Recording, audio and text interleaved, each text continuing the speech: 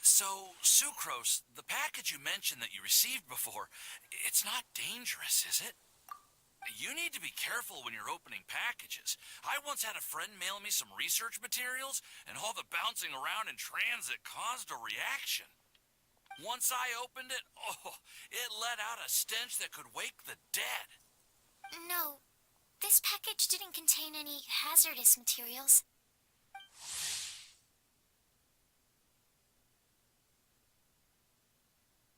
Hey, Timaeus! What are you chatting about? And who might this be?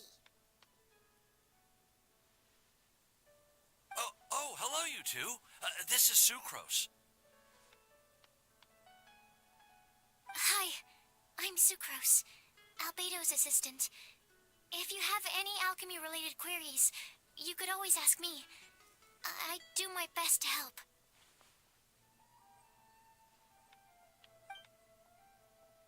Huh? Do I look nervous? My apologies. I don't get out too often. I'm usually in the laboratory where there aren't many others to talk to. That's okay. You don't have to force yourself. I'm sure that once we get to know each other better, we'll become really good friends. Hey, aren't you the legendary traveler? The one who repelled Storm Terror? Thank you. I've heard so many stories about you. Always wanted an opportunity to research you up close. What do you mean, research? Sorry. Don't mind me. What am I saying? Well, never mind. So, what were you two talking about just now? Sucrose received a strange package recently. A strange package? Yes. I believe it's from a Sumero scholar who came here to study in Mondstadt. It's most likely a thank you gift for collaborating on some research together. Huh? A package from an academia scholar? Oh, then there could be anything inside. There wasn't anything dangerous inside, just a bunch of strange cards. I think I've seen Timaeus with some similar-looking cards before, so I came to ask him about what they might be. You've seen me with some cards? Maybe those were the testing cards used for distinguishing reagents. No, they didn't look like test cards. Here, have a look. Oh, you meant these? Huh. Sucrose, have you really never seen these before? No, never. Recently, I've been spending all my time up in the mountains working on cultivating pentatonic sweet flowers. Why? Is this an area of research that has started trending in the alchemical community during my absence? You could definitely say that it's trending, but not as an area of research. It's a card game that's been getting really popular these days. It's called Genius Invocation TCG. Genius Invocation TCG! Genius Invocation TCG! Haven't you heard of it before? Apparently, it's a game that was invented by a scholar in the academia. People from all over are playing it now. That's right. The game's been catching on lately. The Yae publishing house in Inazuma has even published a series of light novels based on the game. The story is really good. It starts with a young guy in Sumeru who finds an ancient casket of tomes in the attic. He opens it and discovers that the soul of an ancient TCG player called the Crocodile King has been captured inside. It turns out that the Crocodile King was King Deshret's viceroy, who battled an opponent named the Ibis King. During the match, the Crocodile King fell prey to his opponent's scheme and was sealed away in the casket of tomes. After being unexpectedly released by the kid, the Crocodile King possesses him and helps him to gradually climb the ranks and become a legendary TCG player. Timaeus. Huh? What's wrong, Sucrose? If you're interested in how the story plays out, I can lend you the novels. No. I was just thinking about that time you requested an extension on your progress report deadline, citing personal reasons for the delay. I did go through a phase recently where I wasn't putting enough focus on my work, but it's under control now. I've committed to not even touch Genius Invocation TCG until I've made enough progress in my research. Well, that's unfortunate. Oh? Why's that? Well, since it's a gift from a researcher I've collaborated with, I thought that I should at least try to learn the rules. That way, I could say that I at least tried to appreciate his gift. Oh, right. And since it's a game from Sumeru, who knows? Playing it might even make you smarter. Just wait until Paimon plays it enough to become smarter than you. Then you'll be sorry. Although, it seems like we can't learn how to play it anytime soon, because Timaeus has given up for a while. Well, research is my priority, you know. But if you'd like to learn the rules of Genius Invocation TCG, then I'd actually suggest you go to the Cat's Tail. Yep, that's the place. It's where everyone in the community goes to play when they have time. They gather there, trade cards, and they're very welcoming to new players. Trying to learn the rules can be intimidating at first, but it's a lot of fun once you get the hang of it. Understood. Traveler, Paimon, let's go to the Cat's Tail and try asking around. To be honest, hearing Timaeus talking about the game has also piqued my curiosity. Well, what are we waiting for? Let's get going!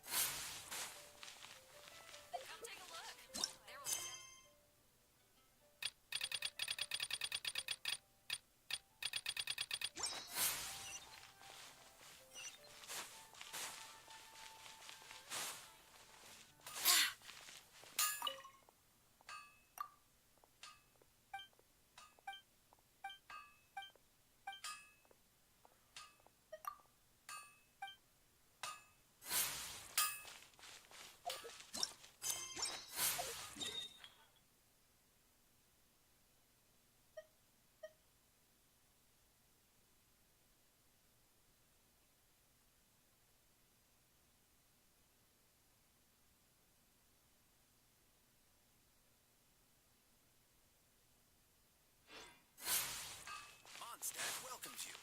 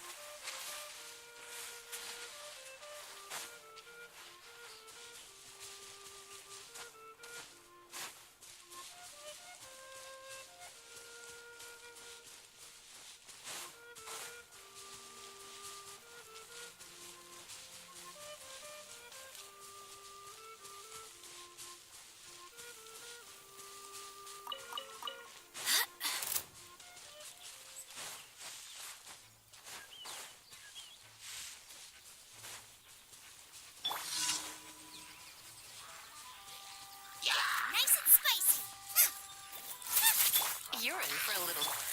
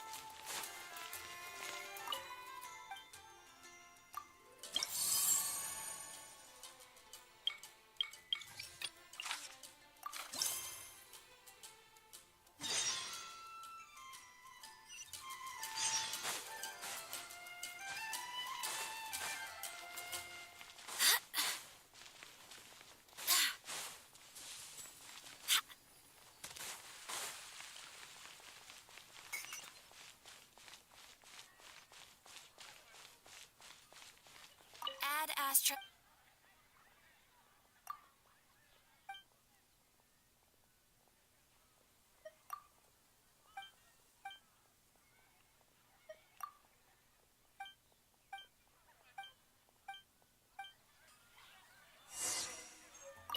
Master. Thank you for coming.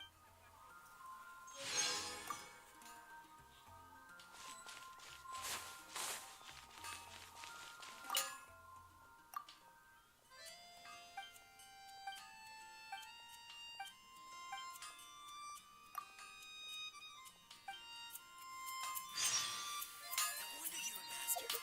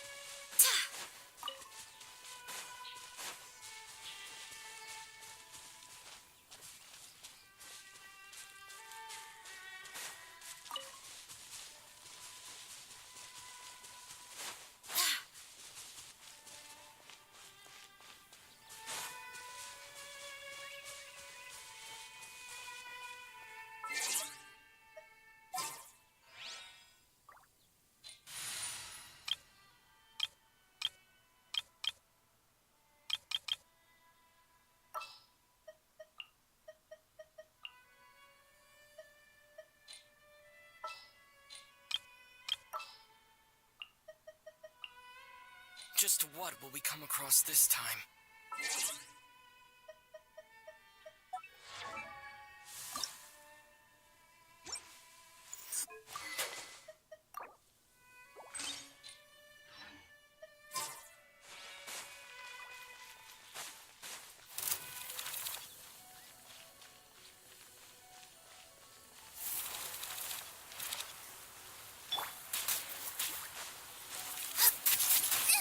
That really hurt! Propagate! Yeah!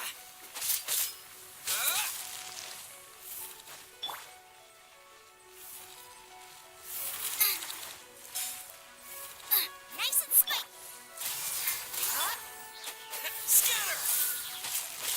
Yeah!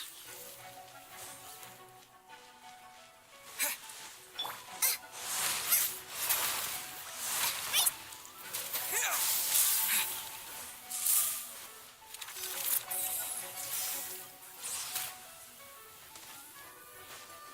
Propagate! Nova, get them!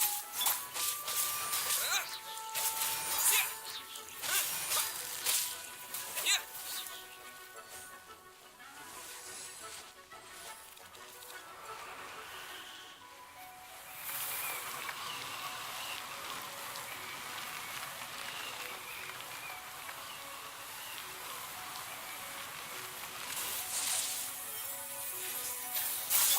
Nice and spicy!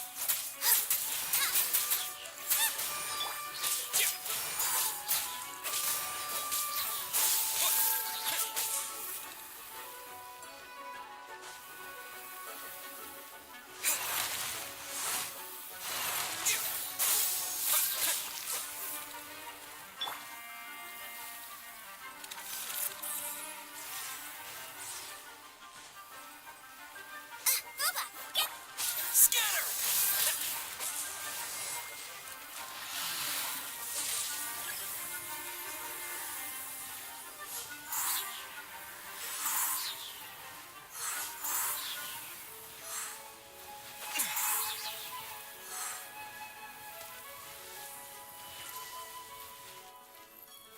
Propagate!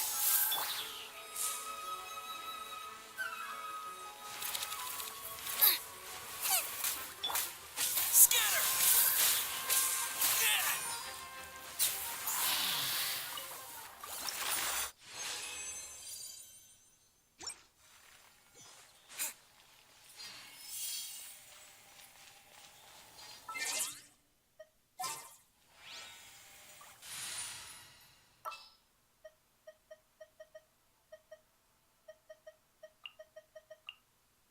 Ready for anything.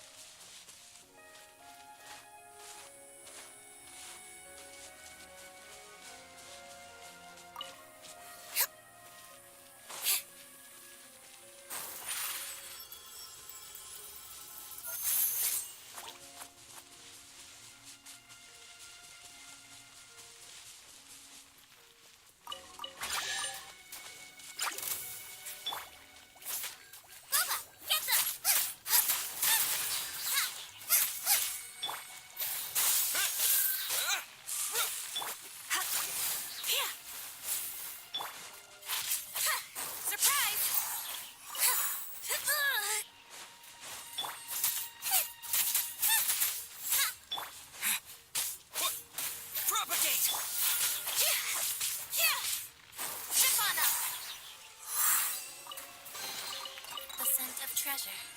Yep.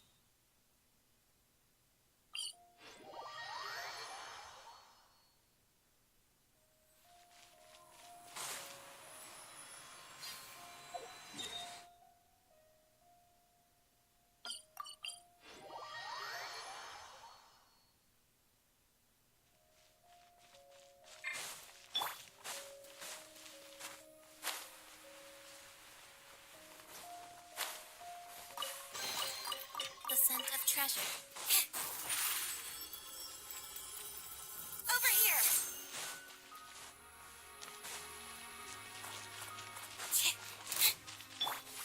Come a little closer.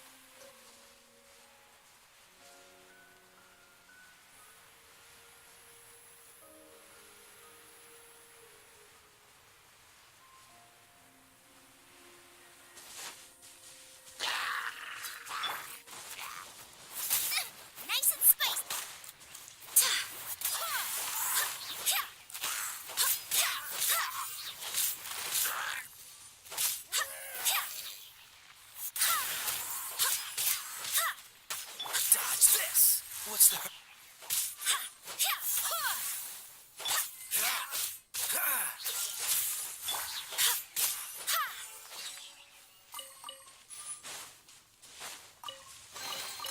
What a pleasant surprise.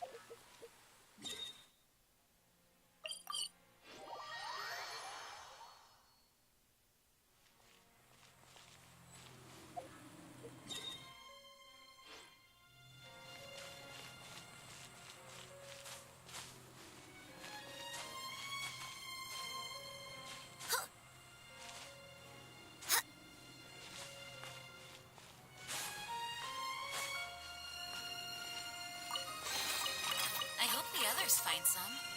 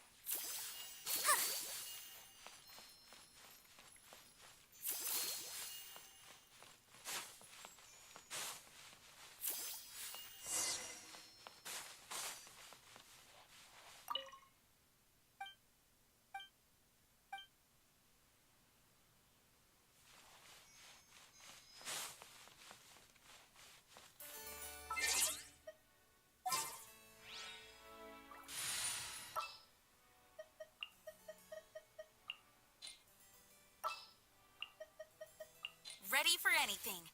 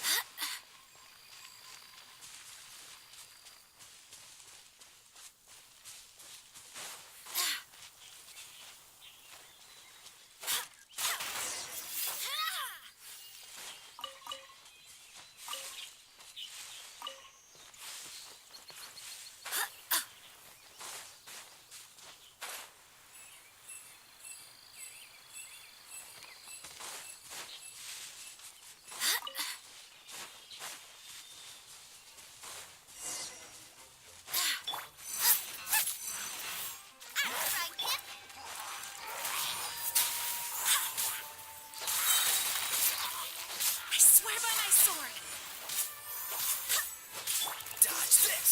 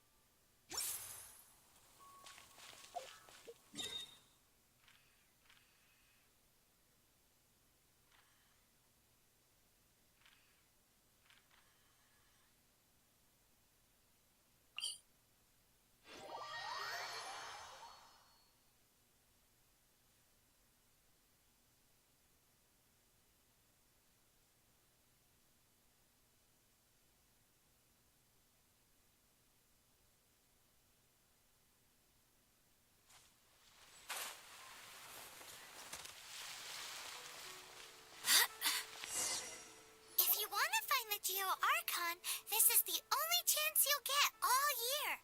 Guess it's a good thing Venti brought it up earlier. Otherwise, we definitely would have missed this year's Rite of Dissension. Well, Venti brought up the time, but Paimon knows nothing about where it is. Look, we're already in Liyue, so let's go ask some of the locals. Oh, right. About the Geo Archon Morax. Did you know the Mora that we use is named after this god? But it's seen as impolite for people from outside Liyue to refer to the Geo Archon by that name. So we should refer to the Geo Archon by the name Rex Lapis, like the people of Liyue do.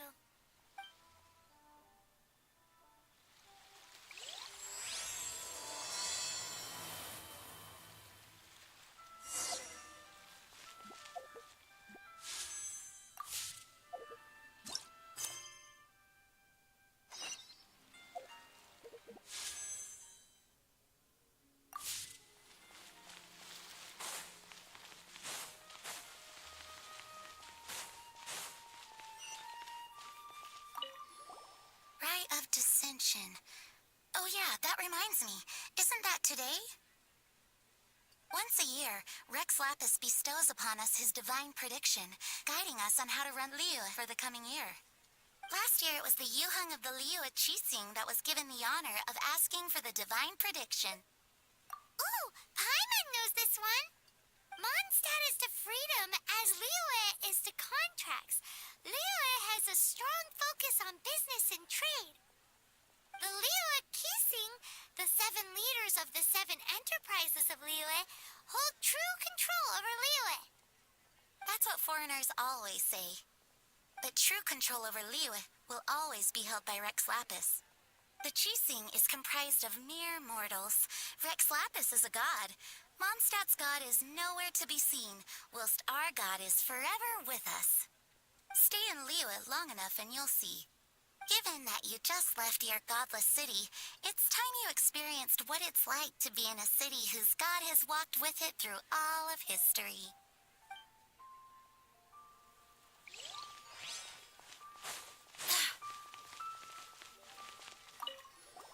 Oh, are you also foreigners here for the Rite of Dissension? To think I've lived in Liyue all these years and never come to see this before. I guess it's like they say, locals never visit the tourist spots. I wish you well on your travels. Liyue always welcomes you.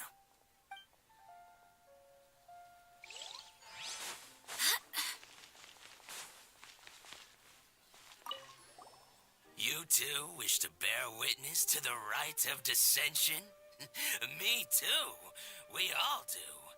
As a businessman myself, how could I not take interest in Liyue's most important business trends? The 17 predictions given last year made more than a few ripples throughout the industry. What's more, there's been a rumor going around that the Tianshui herself, Ningguang, has been acting secretly in the shadows. She wants the rocks created by Geovision holders to be exempt from taxation. Wow, that's some super professional legal stuff, that is. To be on the pulse of the predictions and the market is what makes this harbor what it is. Among the 7, Rex Lapis is the oldest deity. His keen sense of strategy is well trusted among his people. Understanding the predictions as soon as possible can make all the difference in making your fortune. Fortune? So where can we see this rite of dissension anyway? You're not at all close. Not to mention that if I gave you directions, as foreigners, you'd get lost along the way. So better to head to Yujing Terrace, to the high ground. It's the highest place in the harbor. Sounds like the best place for trying to communicate with deities, no?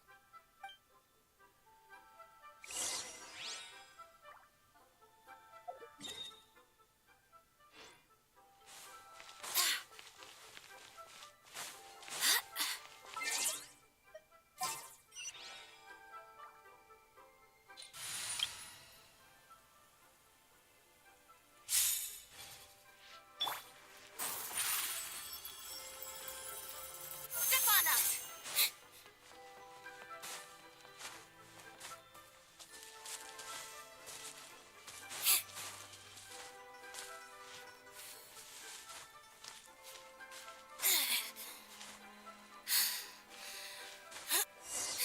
Paimon heard that the best time to make a wish is today, during the rite of dissension.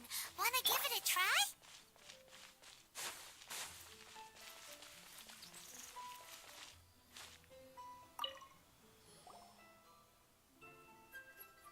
Oh, you also want a little Adepti luck too? Seems you know a lot. Making a wish during this time is sure to get you the blessings of both the Adepti and Rex Lapis himself. I've already made my wish, so you can take this. Great! Thanks!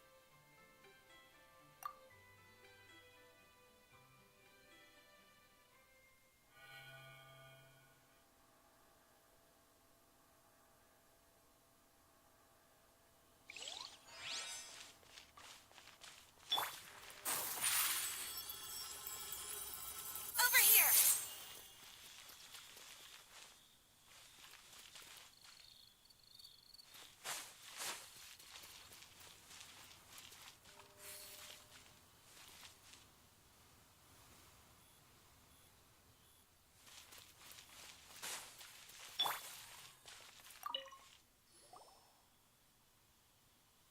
Your first time in Liyue?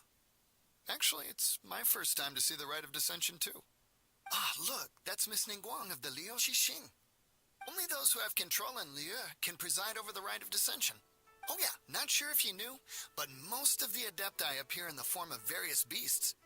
I heard that when attending these kinds of formal occasions, Rex Lapis himself appears as a celestial cross between 2 of Liyue's ancient mythical creatures. Ah, sorry, I shouldn't interrupt your wish. Please, take this.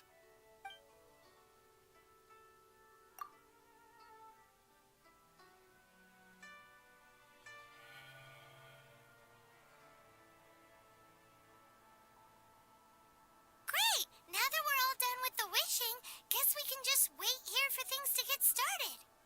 Who knows how long that Miss Ningguang lady is gonna take?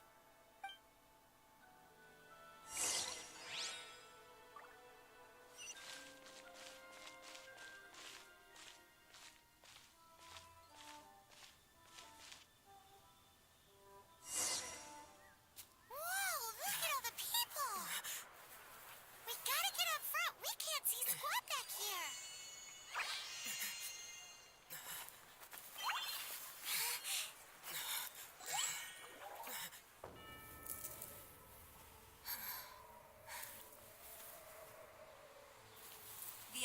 upon us.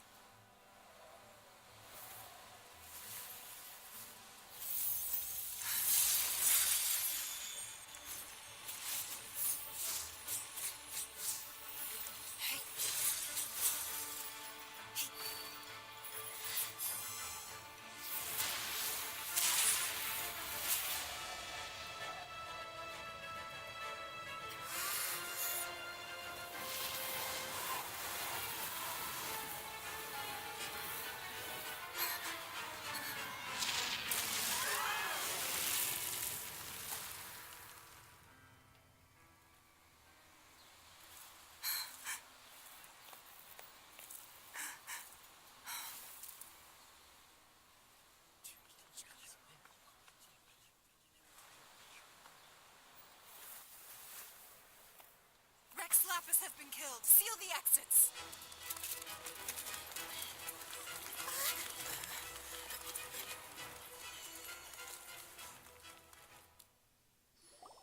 What?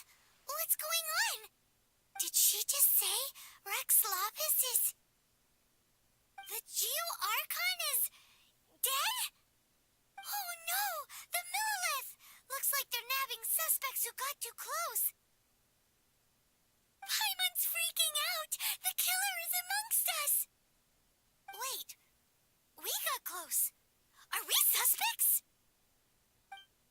Wait, where are you going?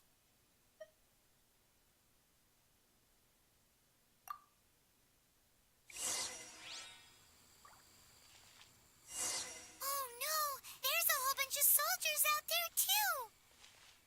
Your identity. You may not be the killer, but we can't let them get you. But can we even get out?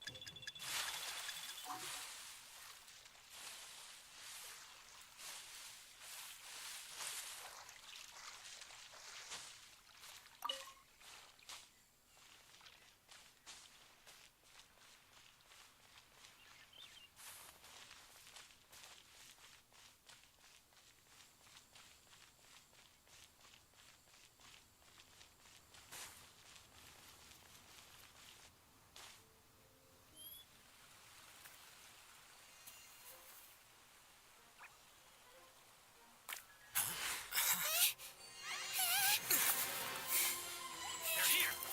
Arrest them!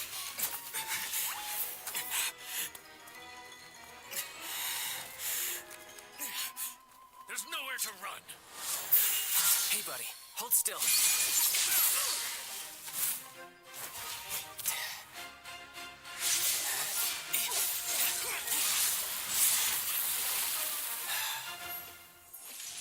Stop! Stop! Come with me.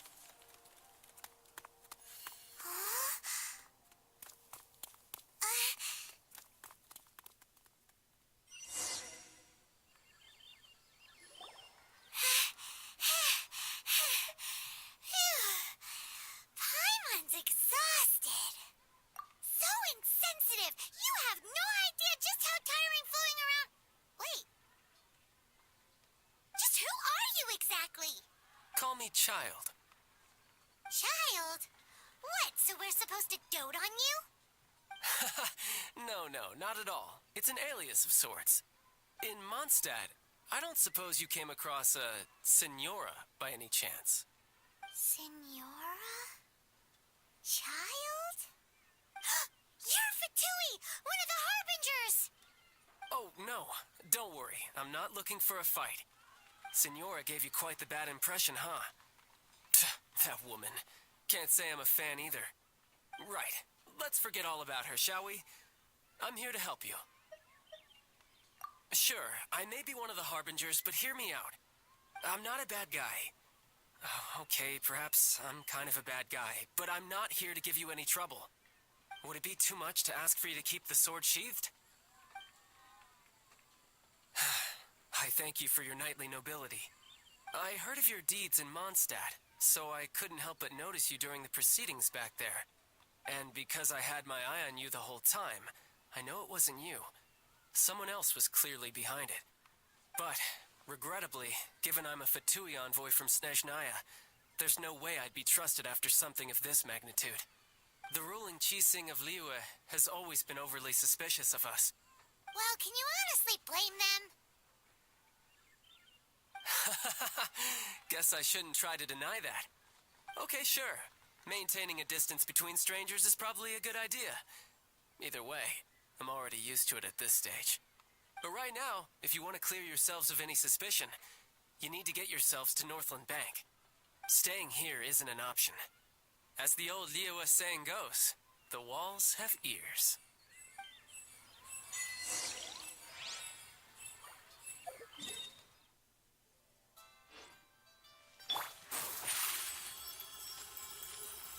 Surprise!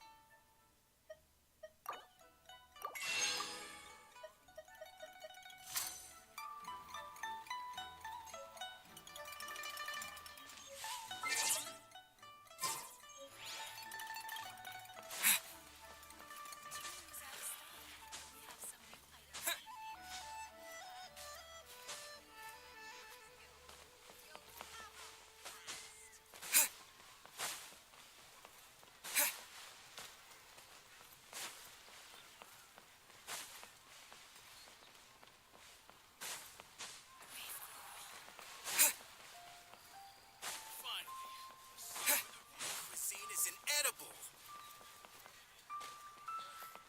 Yue cuisine is disgusting.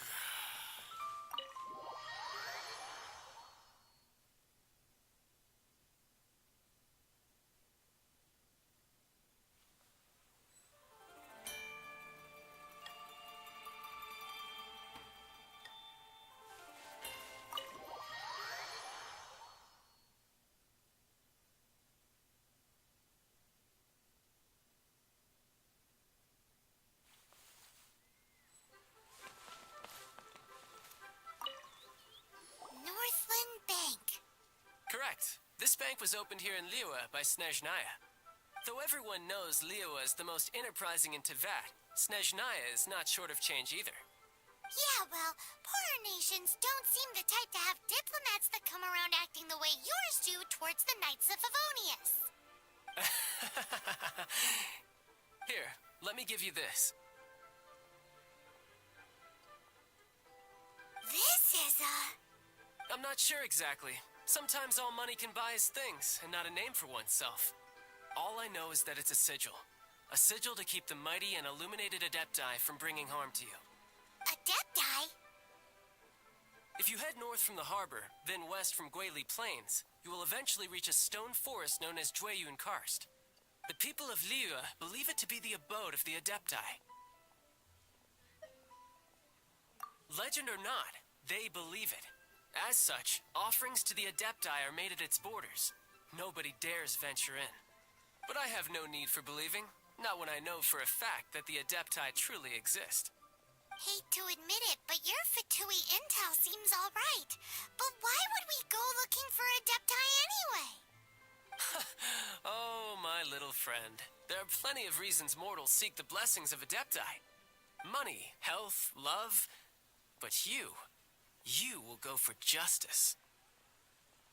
Justice? The Qixing will already have dispatched the Millilith. They'll be seeking out the assassin from amongst the onlookers.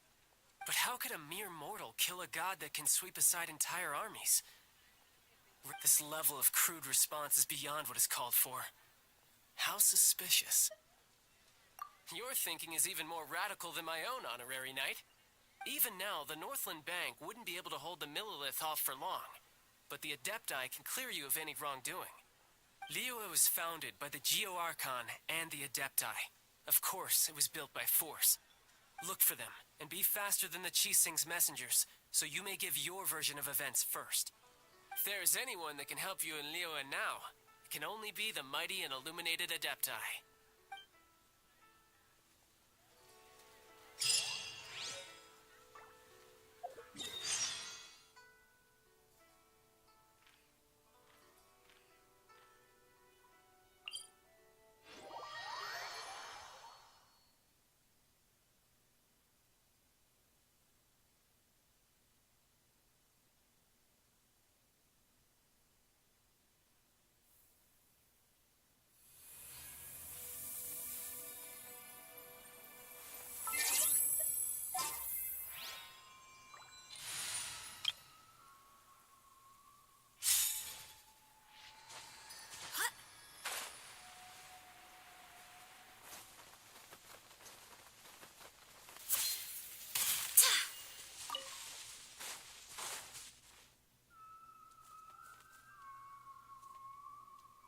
And who might we be?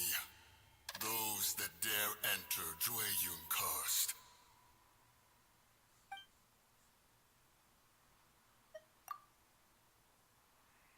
A sigil of permission. Many a season has passed since one was last in the presence of such an item. He before you is the mighty and illuminated Adeptus, Moon Carver. Speak, traveler. What business have you here? Actually, It's the assassin. They dared to flee here to Jueyun Karst. Sir, we've already stepped too far into Jueyun Karst ourselves. There's no choice. Apprehending the assassin is top priority. We must press on. Disturbing our borders. See them gone. One will not have interruption.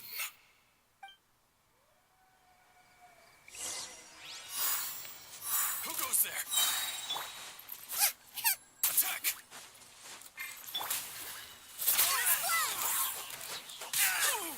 Cool it!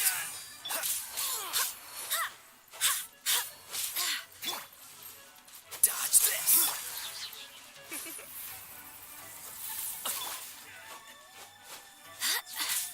nice and spicy.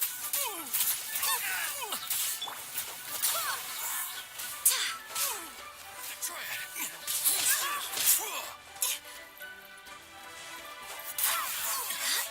Barbados! Retreat! Take the target alive! Beaten! Luba, get them! Attack!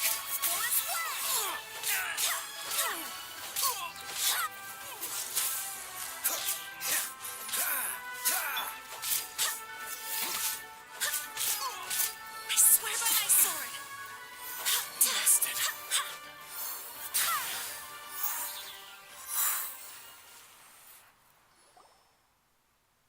Well,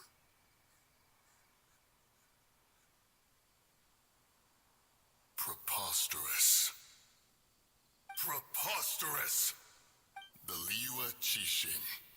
Utterly disappointing. How could someone possibly assassinate Rex Lapis during the rite of dissension? And then place suspicion upon the attendees?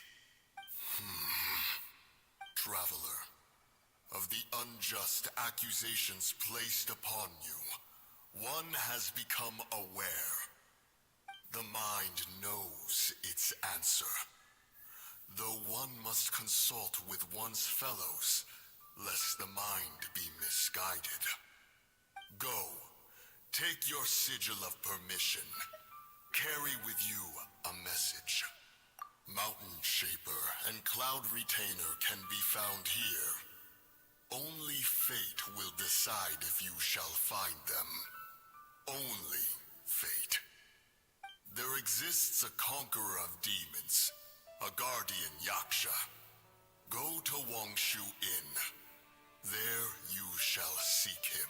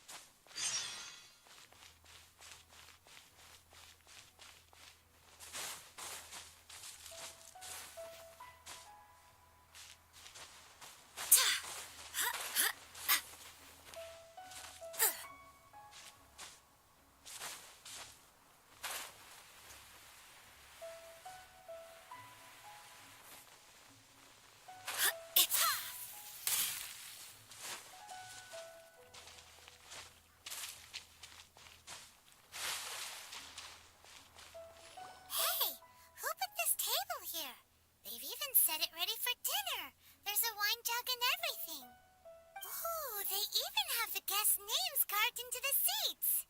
Here sits Retainer. Here sits Guizhong. Here sits Rex. Maybe Rex is short for Rex Lapis. But Paimon has no idea about Guizhong. As for Retainer... That's it! When Mooncarver was going through the names of his Adepti buddies, he said there was one called Cloud Retainer. So this must be where Cloud Retainer and the other Adepti have their dinner parties. How about we cook up some extra special dishes for the Adepti? We're sure to get Cloud Retainer's attention that way. But what do Adepti even eat anyway? Paimon has no idea. People must make offerings here all the time. Guess all we can do is look around the area for any leftovers. Maybe that'll give us some ideas. Do you think maybe it's at all possible that the Adepti might like to try some sticky honey roast?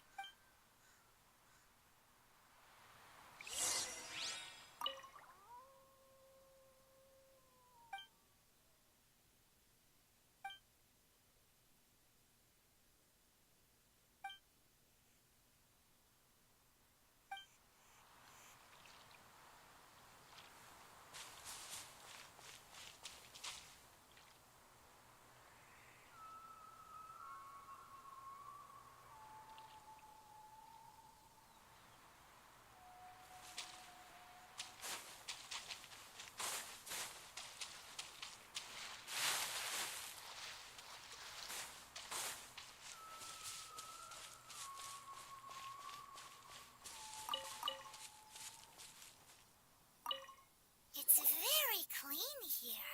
Whoever cooked here last obviously likes to keep things neat and tidy. Paimon bets they were making an offering to the Adepti. Looks like we got us some matsutake and some raw meat. And what do you know? The recipe is right here. This chef was a super organized person.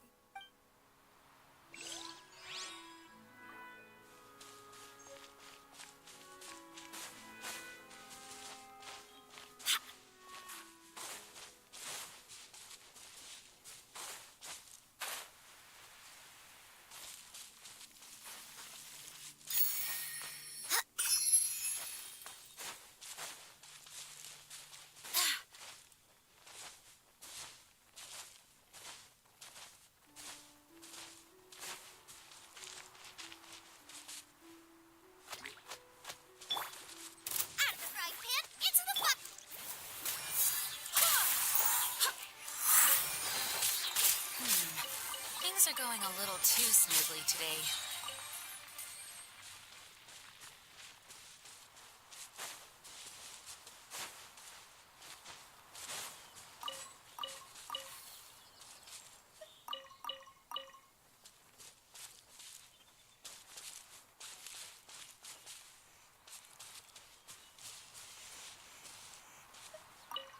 Someone has definitely cooked here before.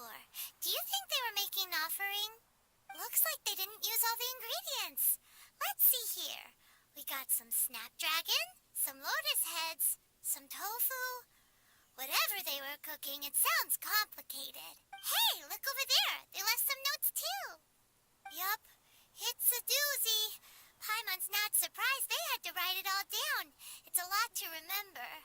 We should read it carefully. Uma, get them!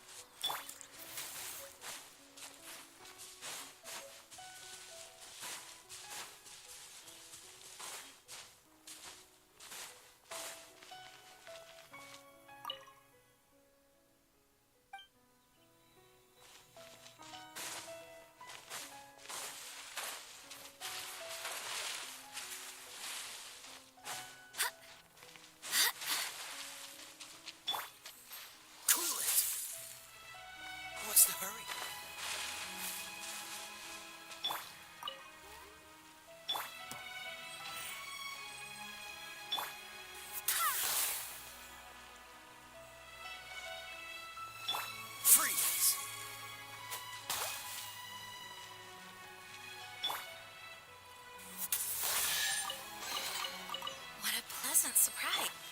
Cool it.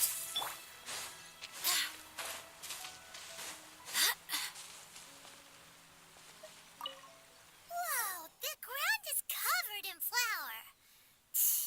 What a messy chef. Seems there's meat in this pot. But Paimon can't tell which kind. Do you think whoever cooked this made it as an offering to the Adepti? Paimon can't quite imagine an offering made of flour and meat. Huh?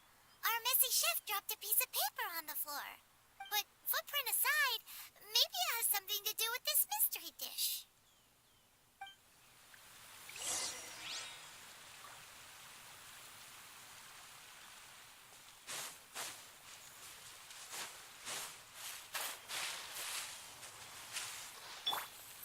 Dodge this.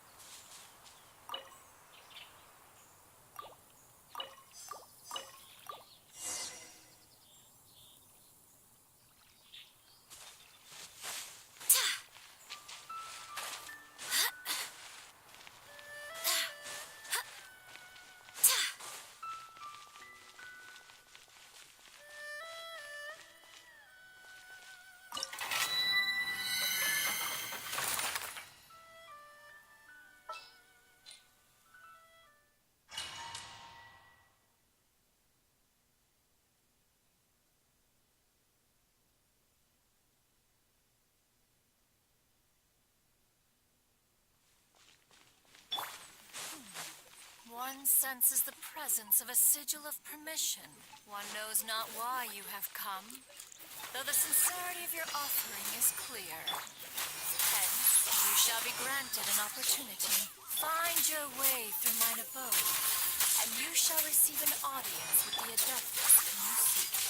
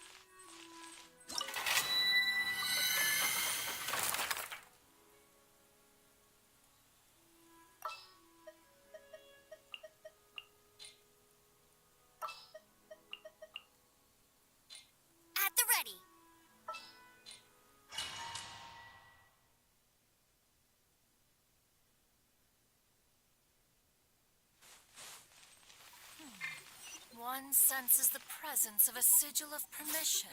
One knows not why you have come, though the sincerity of your offering is clear. Hence, you shall be granted an opportunity. Find your way through mine abode, and you shall receive an audience with the Adeptus whom you seek. Out of the frying pan, into the fire!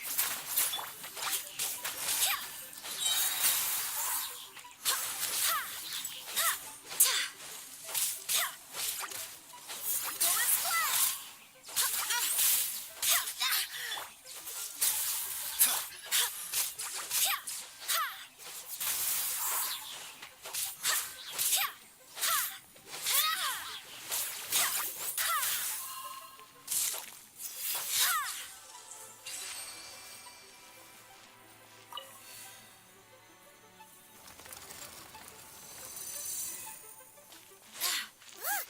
That platform is moving! So that's what this button is for!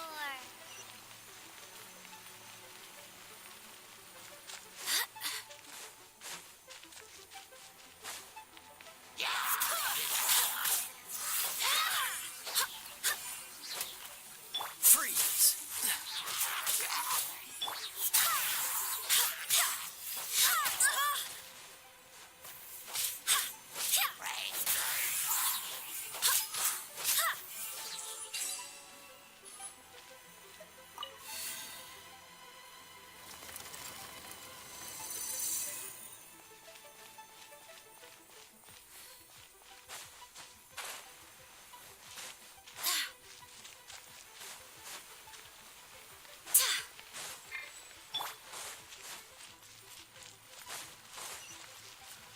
Bet you can't keep up with me!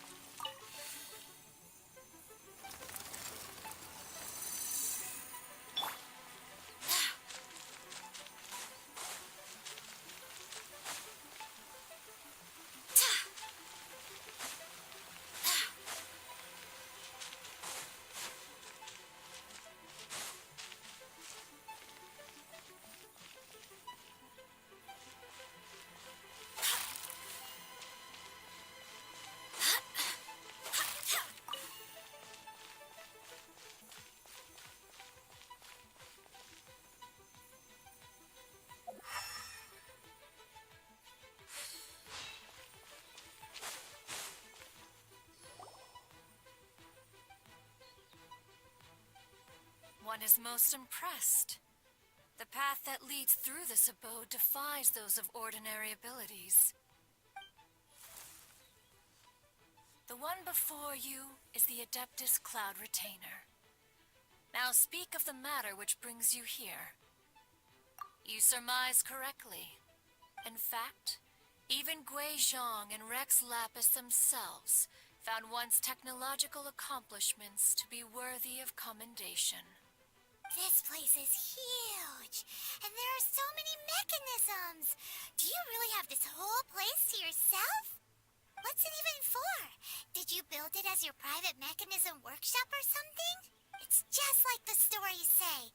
The Adepti leave the human world, find somewhere to go be a hermit, and then they research and invent all these amazing things. One is simply not partial to the tedium of social interaction, and wished to find some peace and quiet. Find it one did. Shortly after which, you arrived bearing your sigil of permission. But enough. State the matter which brings you here at once. You have disturbed the tranquility of this place for long enough. Rex Lapis. Assassinated? How can this be? Such a heinous crime! Who would dare? The notion is so preposterous as to be unbelievable. One shall have to verify the truth of the matter independently. Perhaps one shall quash Liyue first, then convene with the other Adepti. Wait, what? Did you just say squash Liyue Harbor? Are you seriously gonna wipe out the whole city? Only a response of sufficient magnitude can negate the possibility of further incidents. It is as you say, but if Rex Lapis has indeed been murdered, then Liyue is in great peril. To delay in quashing the threat is to invite further disaster.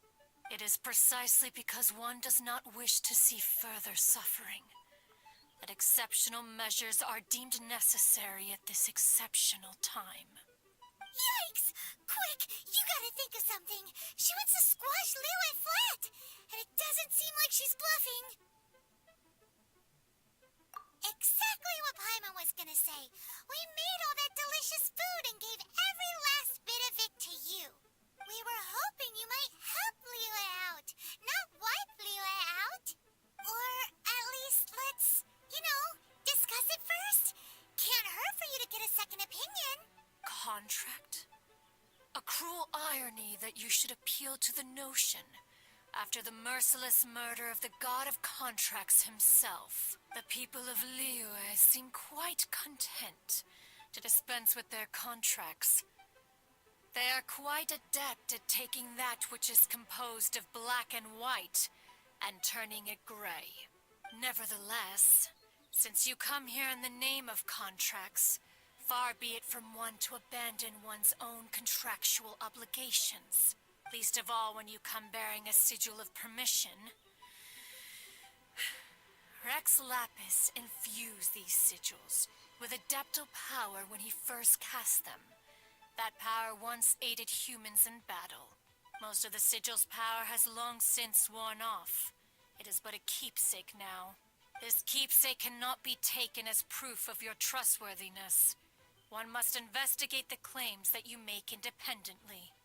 This, no doubt, is Mooncarver's very reason for summoning us. Your audience with the Adeptus before you is now concluded. Leave at once, and...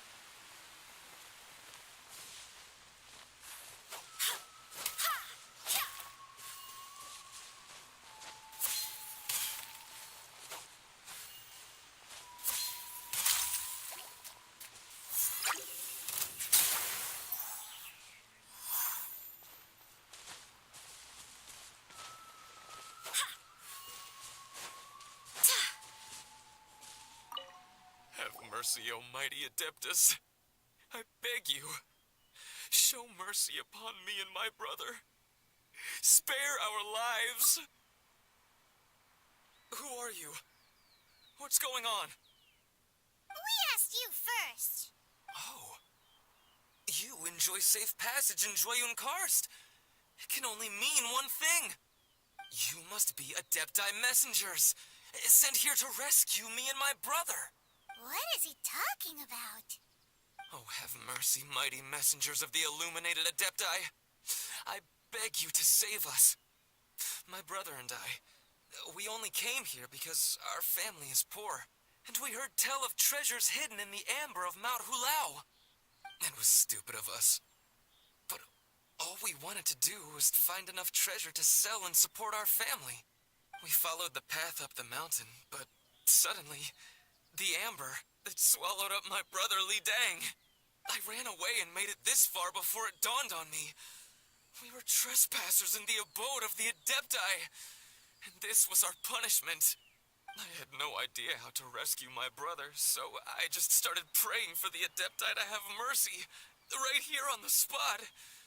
And now, at long last, 2 messengers come to my aid. What? We're not Adepti messengers. We just want to find the Adepti like everyone else. No, you must be messengers. You have to be. I have no idea which amber trapped him. Please, you have to rescue him. I beg you, show me some Adepti mercy. Thanks be to the Adeptus of Mount Hulao and to their messengers. Never will we be so foolish again. Whoa, check you out. When you speak like that, you actually make a pretty convincing Adepti messenger. Paimon was gonna ask him about where to find the Adeptus, but he seems pretty one-track mind about rescuing his brother right now. So, he said that Li Dang got... So let's follow the path down from here and make sure to be on the lookout for Amber on the way.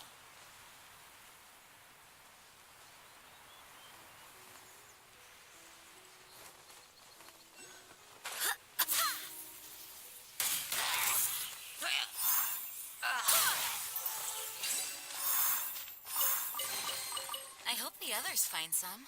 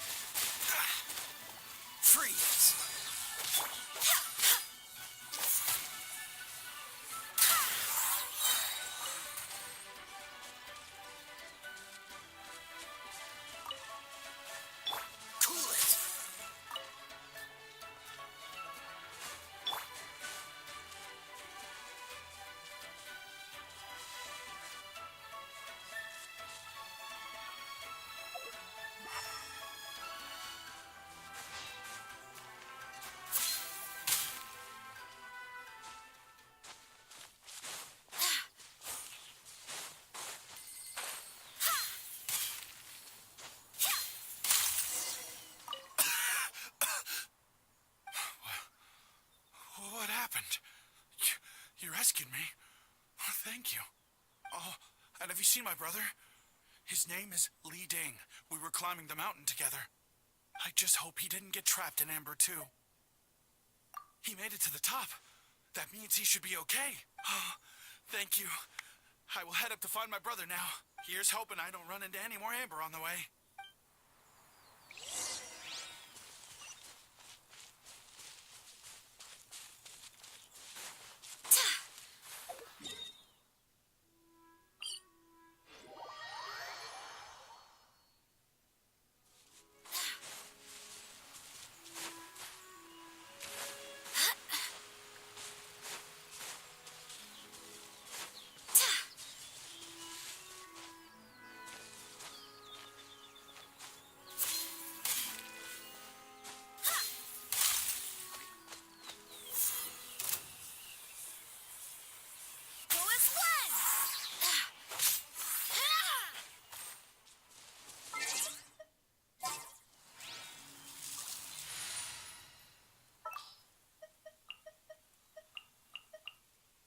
Here, let me help you.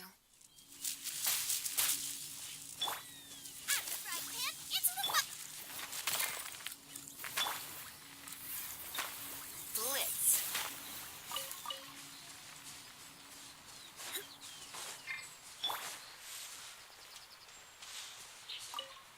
Thank you for rescuing my brother, oh mighty messengers of the illuminated Adepti. What? No. I mean, like everyone else, we've heard that there's an Adeptus living in Mount Hulao. But regular folks like us would never have the chance to meet them. No way. Unlike you guys, you're Adepti messengers. So it's a whole different story. Anyway, we have trespassed in the realm of the Adeptus for long enough. We should get going. Thank you, mighty Adepti messengers. Yes. Thank.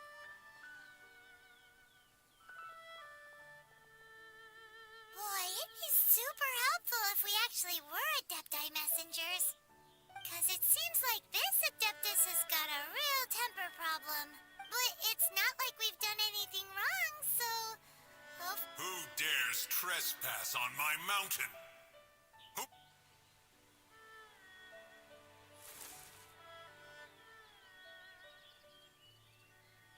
Foolish mortal, come forth and receive your punishment.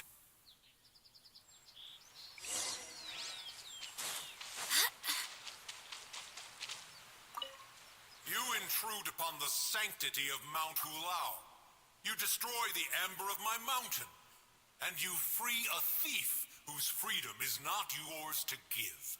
The thief's ignorance was an affront to the Adepti. But your actions are an abomination of the highest order. Wait, we can explain! Mooncarver trusted a mere mortal as his messenger? Is this a sigil of permission? One is surprised to find such things still exist in the mortal realm.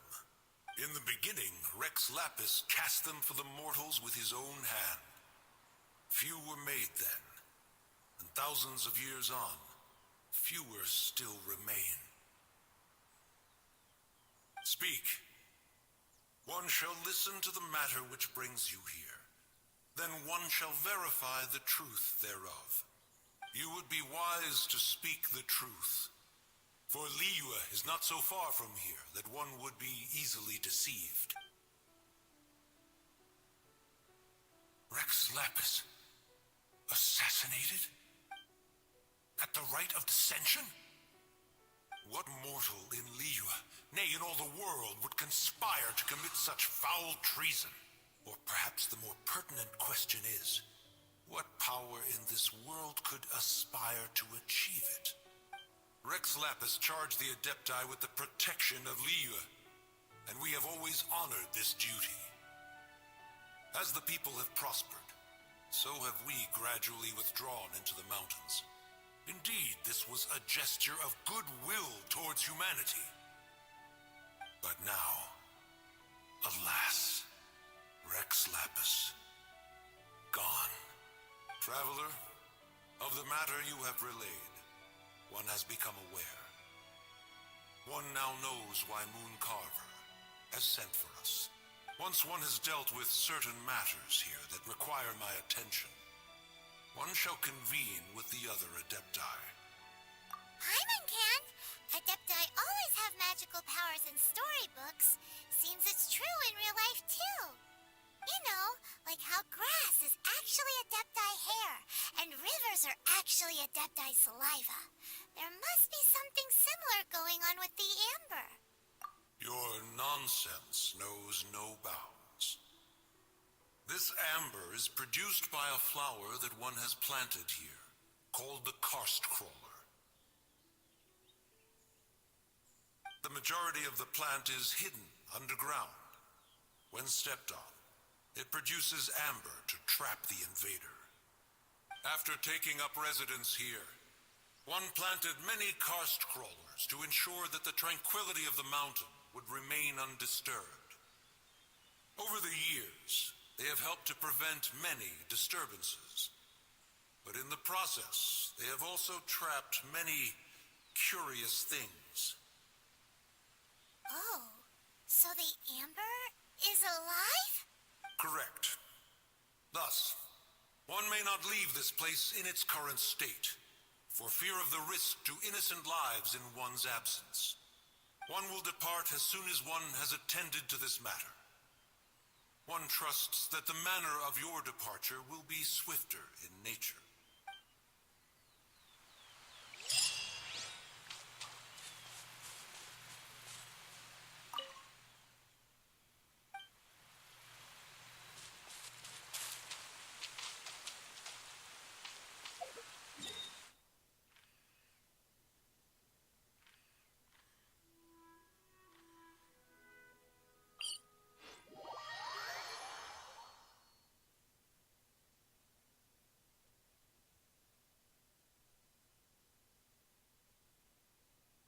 Oh, this seems to be Wangshu Inn. Compared to Joyun Karst, this place seems basic. Are we really gonna find an Adeptus here? Let's take a look. Paimon reckons he'll be on the balcony. Doubt we're gonna find him in the kitchen. Let me guess where you're from.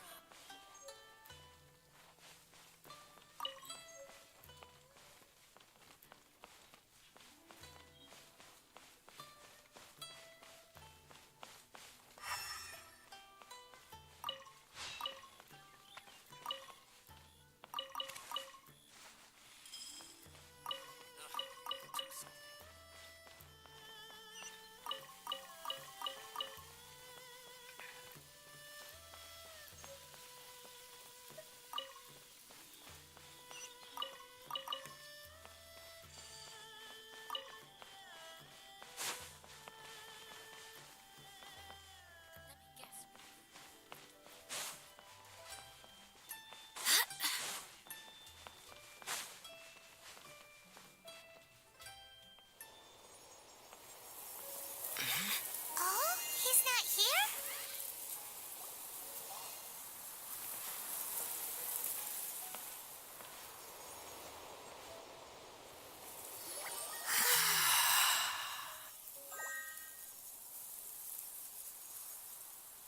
To the blind, everything may not be as it appears.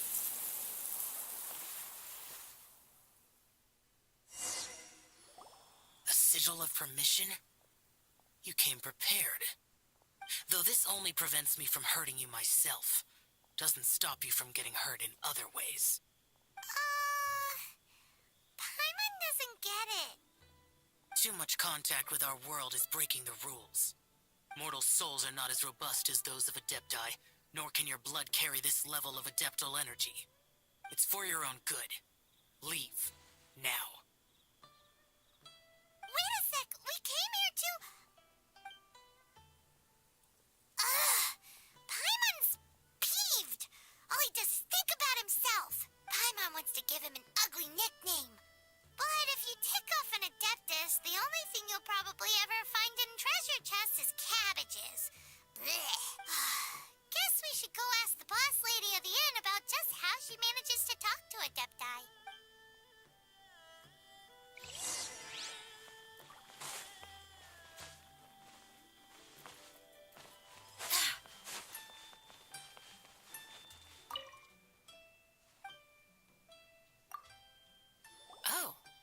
already met Xiao. Not bad. Not often he's in a good enough mood to agree to see people. That's his good mood? Oh yes, the Adepti are very hard to come by. Many people go their whole lives praying to them, never once actually getting to see one. When the Geo Archon built Liyue, he borrowed power from the Adepti. But most of them only know how to protect Liyue by fighting. So for many millennia, it has instead been humans who have led Liyue. You really know a lot, huh, boss lady? It's not boss lady, it's just boss. Anyway, seeing as you have the favor of the Adepti, things should be a lot easier. Well, if you want to know my opinion, if you keep Xiao in a good mood, things should be okay. Good mood? Can't really imagine what a good mood looks like for that vigilant yaksha. Will be interesting, won't it? Come to think of it, I've never seen him smile either. How about this? You go see the chef for a bowl of almond tofu and a plate of whatever it is you're best at making. Almond tofu is one of the few human foods Xiao likes. The other dish is up to you. Up to us, eh? What do you think you're the best at cooking? Wow! Never heard of that one. Paimon wants to try it. But if we're going to be cooking for an Adeptus, perhaps the satisfying salad would be the safer choice.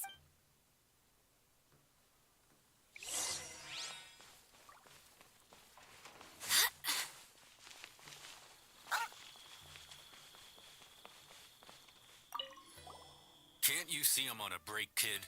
Scram. Scram! Whoa. This chef guy's service is about as good as that Wagner guy's back in Mondstadt. I see. If it's for the boss, then guess I don't have a choice now, do I?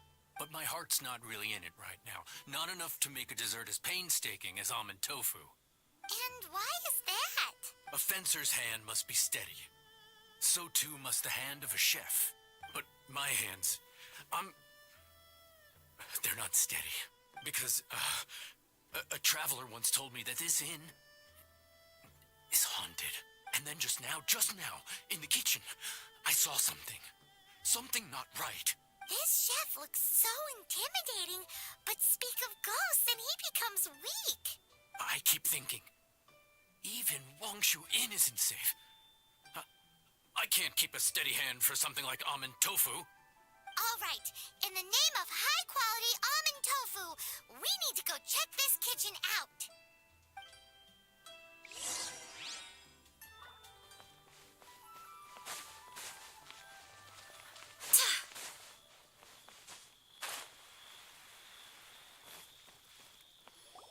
Doesn't seem to be anything.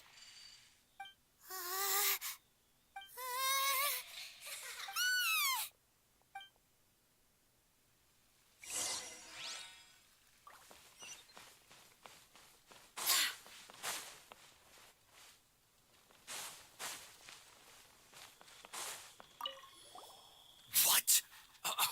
You saw it too? There really is a ghost. What? How could I? Okay, so he's useless now. What do we do? Forget it. Let's just go see the boss lady again.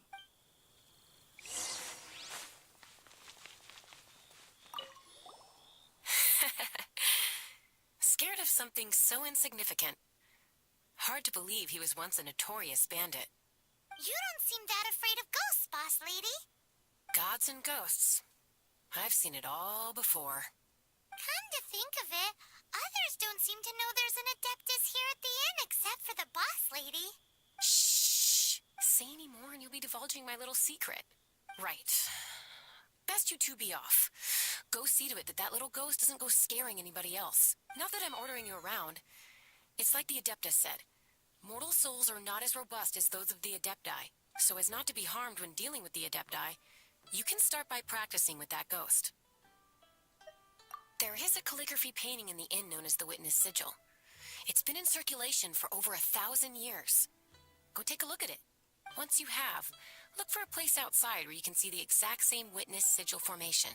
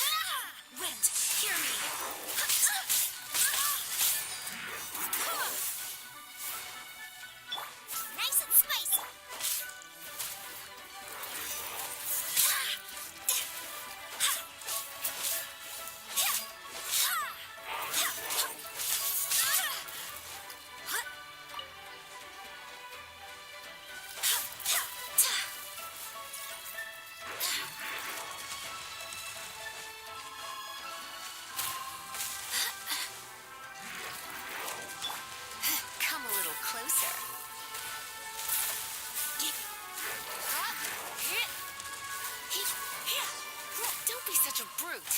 Silly churl, Billy churl.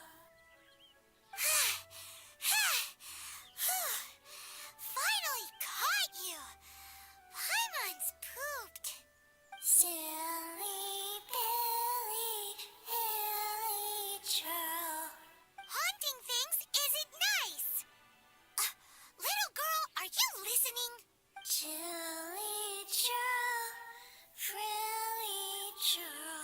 Now listen here, young lady. Oh, okay. Dusky Ming won't tease the travelers at the inn anymore. Next time, you can come play with Dusky Ming. If you don't come and play, Dusky Ming will come find you.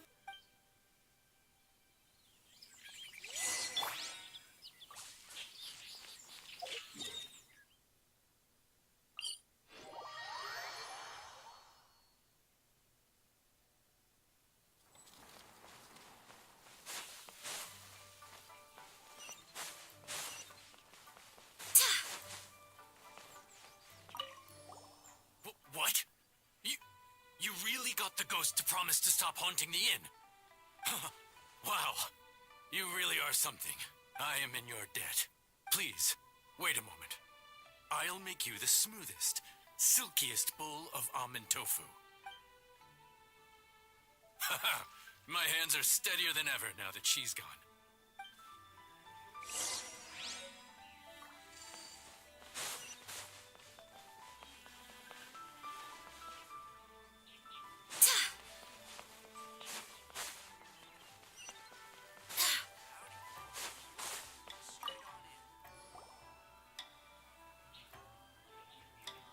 You two, again. Wait, don't go disappearing again. What's this? It's your favorite almond tofu, as well as this distant traveler's best dish, a satisfying salad. Quick, tell him everything before he finishes eating. Rex Lapis. How could this be? I can't imagine it. Though times have changed, I've never imagined a Liyue without him. The ruling Qixing. Just what role have they played in this? I will seek Mooncarver, Mountain Shaper, and Cloud Retainer. It is time they too made their decisions. Adepti do not turn on their responsibilities. I have my reasons to not want to be tainted by the mortal realm, but responsibilities are responsibilities. Our god is the god of contracts, after all. Wait, Paimon still has one last question. That Dusky Ming, she's... When conquering demons, on occasion, you can come across spirits who have never hurt anyone, yet are also not yet able to be moved on. So I asked the innkeeper and the boss if they could keep her here for a time. So really, Wangshuin was looking after her. Really keeping a wide range of business going, huh?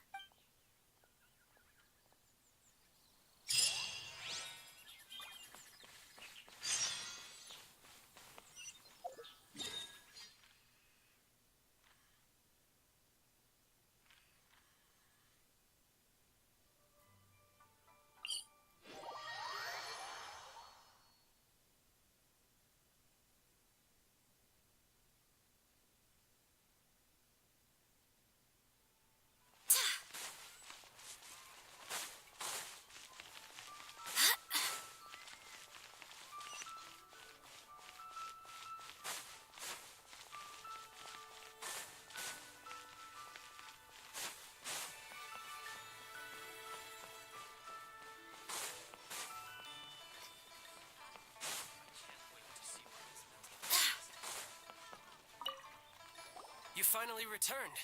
How was your journey to Jueyun Karst? I see. Huh. Mooncarver, Mountain Shaper, Cloud Retainer, Conqueror of Demons. Some of these names have never come up in the intel the Fatui gets hold of. As a returning gift, I too have information for you. Regarding the Archon's passing, the Liyue Qixing's response really has given me food for thought. They've announced that, as the true killer has not yet been found, they are not allowing anyone to pay their respects to the Exuvia. They've even gone so far as to try and cut off information. But with the right of dissension and all, even the Qixing isn't able to keep a lid on things. Exuvia? It's common knowledge in Liyue that Rex Lapis is also an Adeptus. The Geo-Archon is also the god of contracts, and is also known as the Exuvia, prime of the Adepti. The mighty and illuminated Adepti of today all signed contracts to protect Liyue way back then. Guess that explains why they're all so focused on Liyue's well-being. Naturally, they both have the responsibility and the aptitude for the job. If the ruling Qixing became unable to perform their duty properly, the Adepti have the right to take corrective action. The Geo-Archon's spirit has risen, so why would the Qixing hide his vessel? Truly suspicious. Oh, right! He's the whole reason we came here! If the Liyue Qixing has locked up Exuvia and won't let anyone near, then our quest to find the Seven is already over! Oh? You're trying to find the Seven? And just why might that be, pray tell? Nice answer.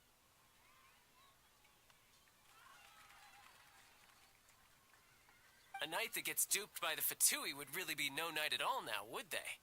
But I can help you with that too, you know. Really? Give me some time. Time to find someone.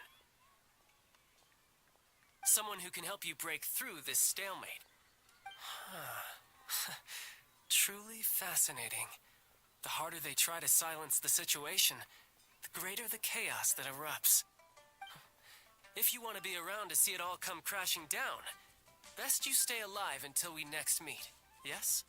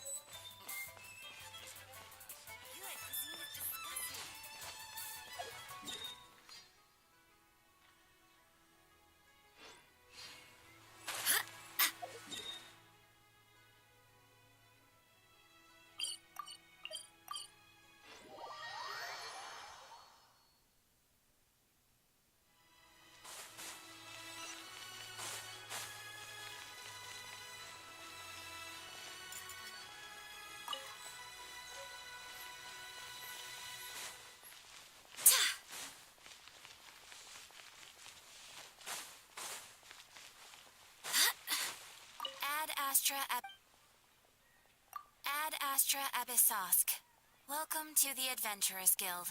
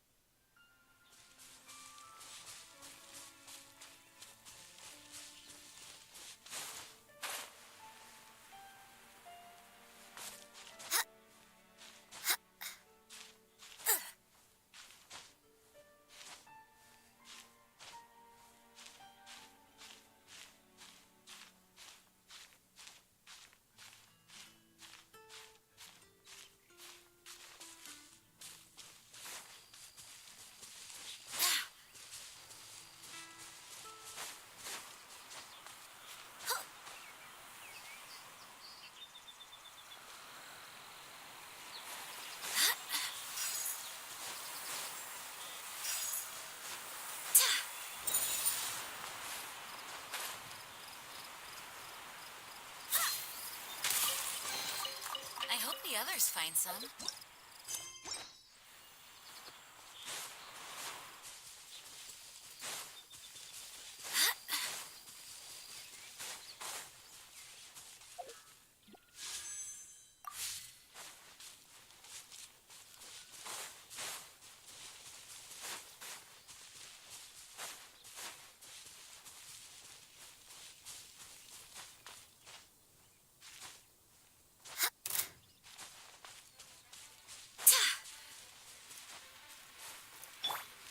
Send this quickly!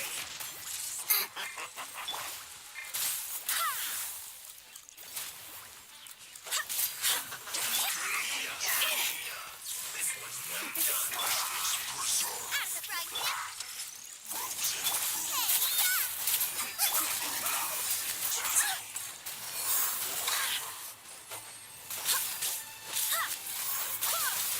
Send this quickly! Coolest was well done. Oh, so sorry. This is bad. This was well done. Freeze. You need to hurry Come up. a little closer. Booba, get them! Roasted fry. Too low.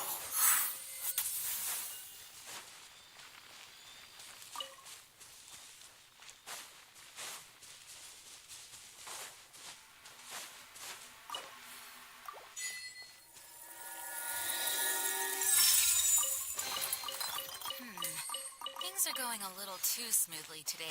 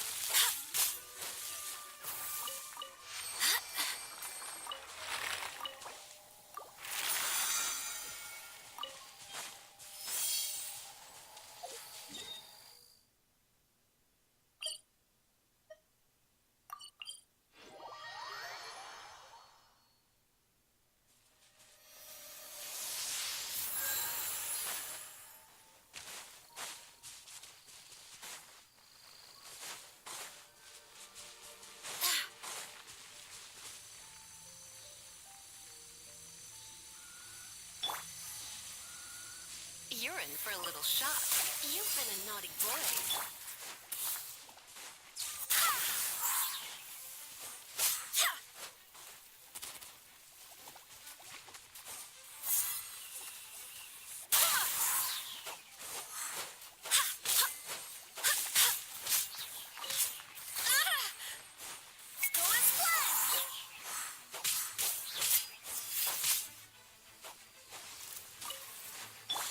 Cool it.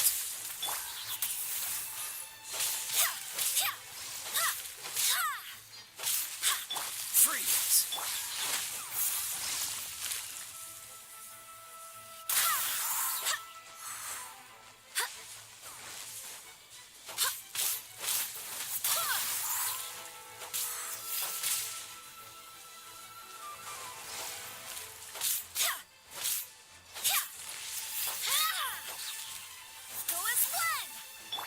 Dodge this.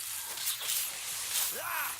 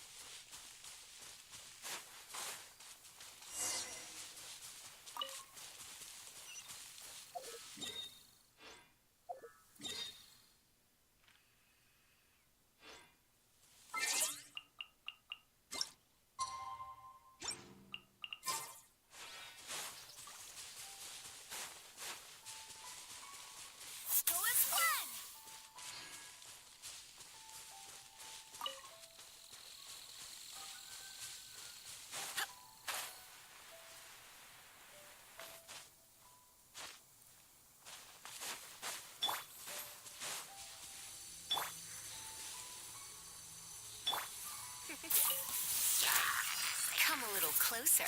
Blitz.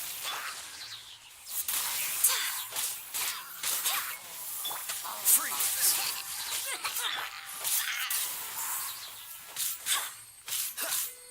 Cool it.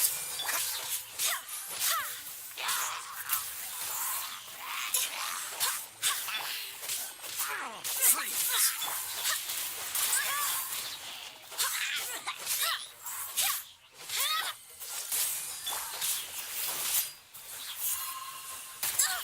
Barely a scratch.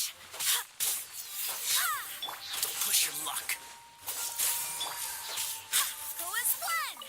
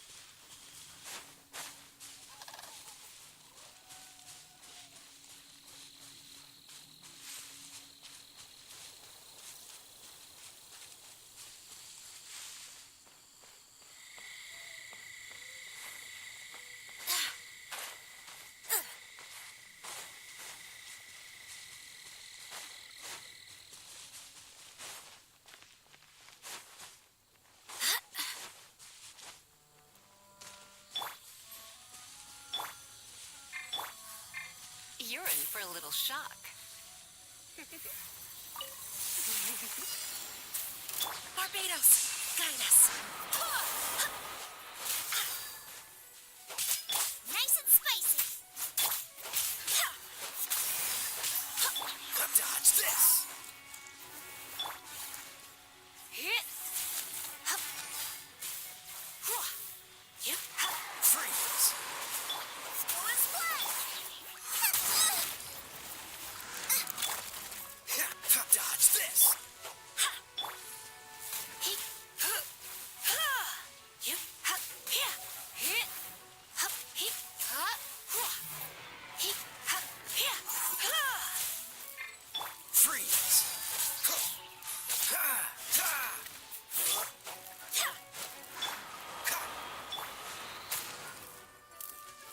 for a little shop.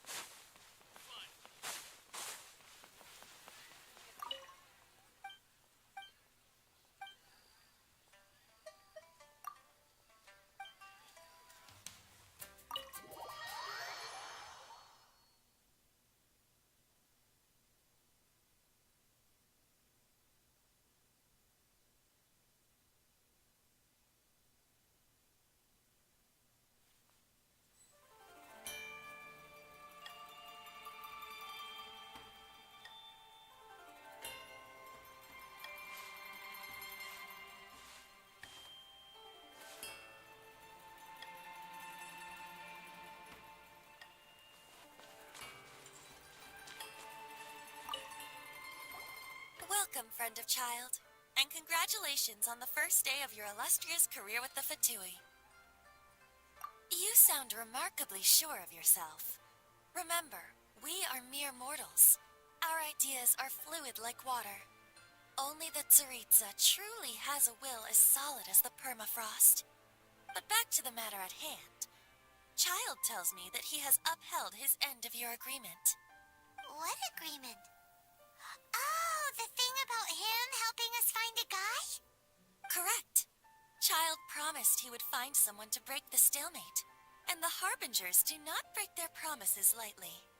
Ah, where is that guy anyway? Child is currently at Lioli Pavilion. Oh, Paimon knows this one. There are two styles of cooking in Liyue, known as Li style and Yue style. They have been competing for centuries, but neither has emerged as the clear winner. The flagship restaurant of the Li style is the Lioli Pavilion. The owner especially chose to open the restaurant at Feiyuan Slope so they could compete face-to-face with the Shinyue Kiosk, which is the flagship restaurant of the Yue style. Don't talk to Paimon like that. Anyway, Paimon's hungry. Let's get moving.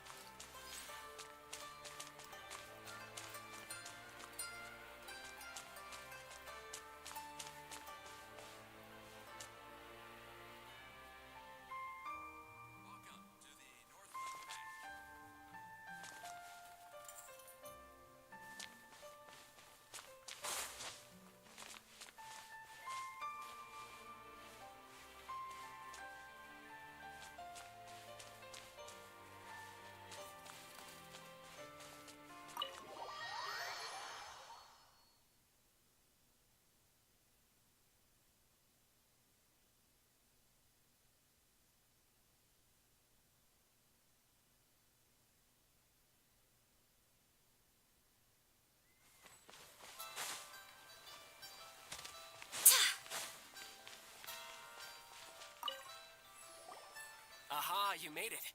As promised, I found someone who can help you. Someone who can solve the mystery of why the Liyue Qixing would hide the Geo-Archon's vessel. So, where is he? In Lioli Pavilion? He certainly is. Come, I'll introduce you. I took the liberty of setting up a business dinner, as per the Liyue custom.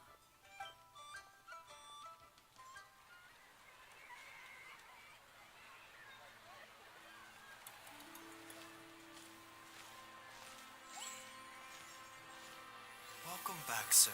You honor us with your patronage. Mr. Zhongli is awaiting your arrival in the room you booked.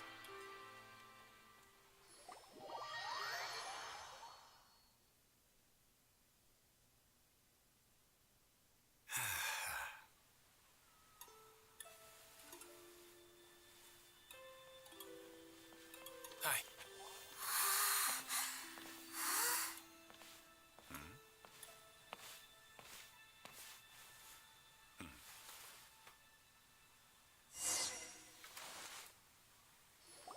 Allow me to introduce Mr. Zhongli, consultant to an organization known as Wang Sheng, and a trusted associate of the Fatui. Indeed, Wang Sheng's line of work can be sensitive at times. Let's just say they understand when discretion is needed. And we, the Fatui, have always been glad to do business with friends who walk in the shadows. Walk in the shadows? It is an honor to meet you. I have heard tell of you from Mondstadt. Discretion? Shadows? Is Wangshan some kind of business involving dealing with people? Indeed. It is as you have guessed. The Wangsheng Funeral Parlor organizes burials. We ensure that those who pass on do so in peace. Huh? Did you think he was some sort of hired killer? The Fatui calls many such people friends, but the Wangsheng Funeral Parlor does not dabble in such business. Well, ostensibly. Well, they are still...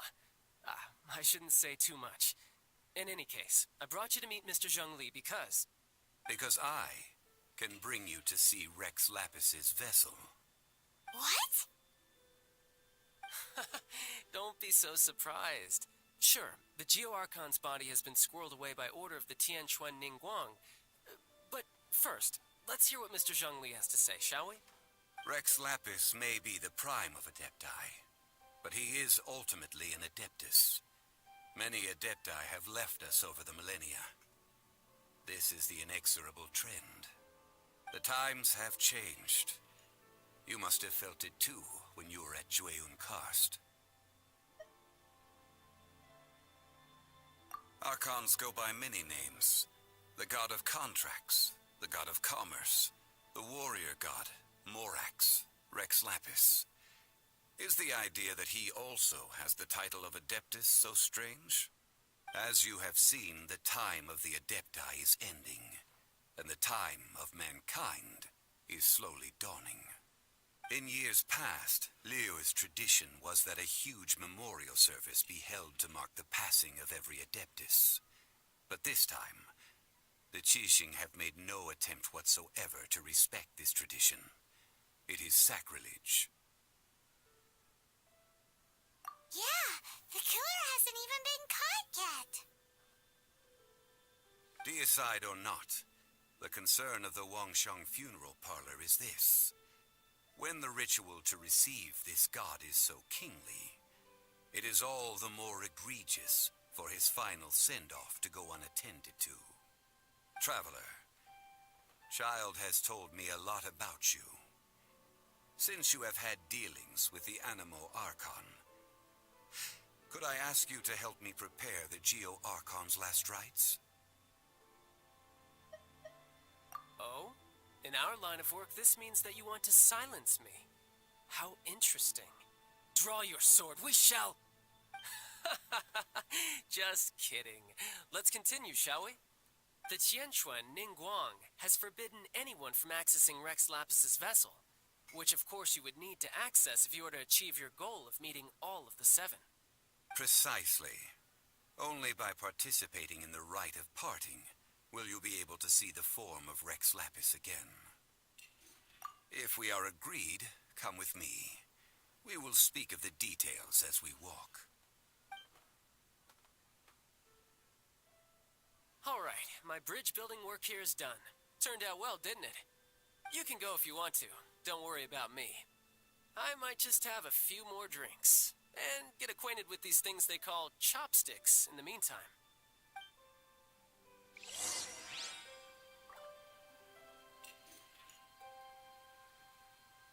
My chopsticks truly are difficult to use.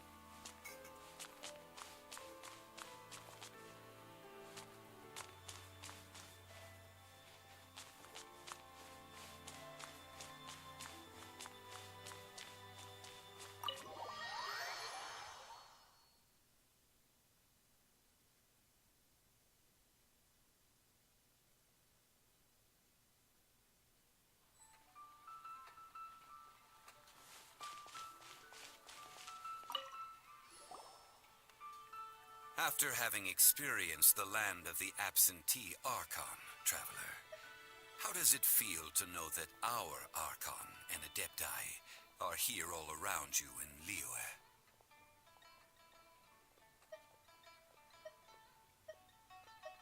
Indeed, the weight of 3,700 years' worth of history runs deepest in the true divinity of Liyue.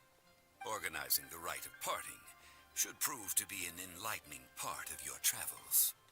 Liyue is the most prosperous of the 7 nations, defended by deities and ruled by the Qixing. As such, the diplomatic maneuverings of the Fatui have gained no purchase here. Ningguang of the Qixing has always been on her guard against the Fatui. That is in all likelihood why Child wants to make use of the Wangsheng funeral parlor's connections. Huh. What would Child get out of us doing the rite of parting anyway? I neither know nor do I wish to know. As far as I am concerned, the Fatui are merely financial sponsors. I only wish for Liyue's traditions to endure. These are the advance funds that Child has provided. If you use them up, you can go to him to apply for any subsequent funding. Wow! Well then, let us be off. The first step in our preparations shall be to obtain some prize Noctilucous jade worthy of a deity.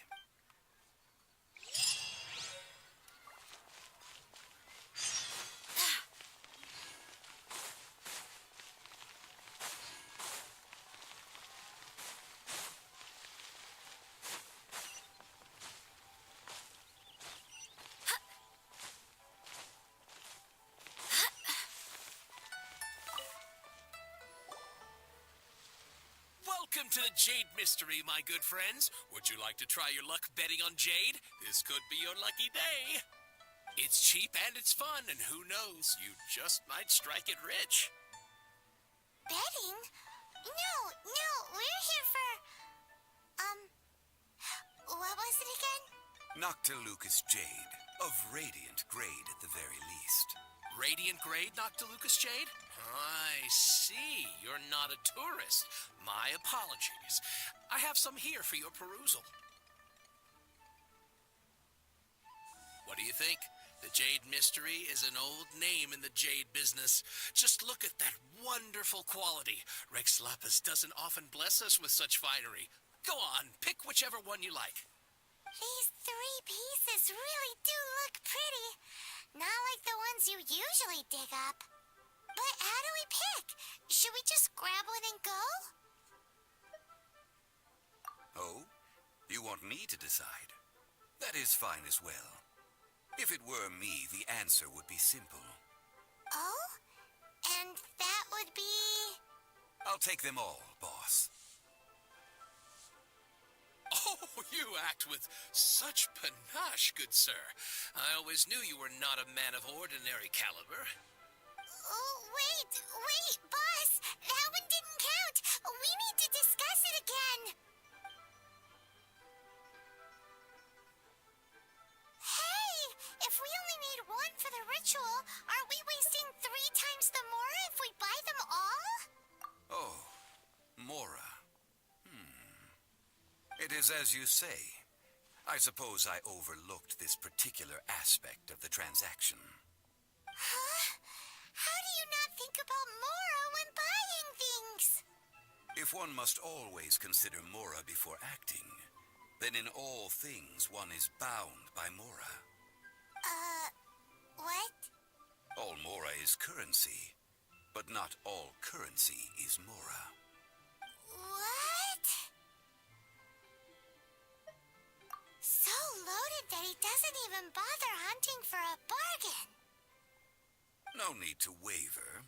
Even when I am constrained by Mora, I have ways of working around my limitations. Evaluating the quality of Noctilucous jade is indeed very tricky. As crude ore, there is little difference in texture, lustrousness, and internal pattern between good and bad jade. Only after the item made using Noctilucous jade has taken shape will you be able to see whether it is up to par or not. If you return to those crafty merchants to quibble, they will counter by saying that your crafting bench is to blame, or that your heat control was poor. Whoa! To think it's that easy to get cheated.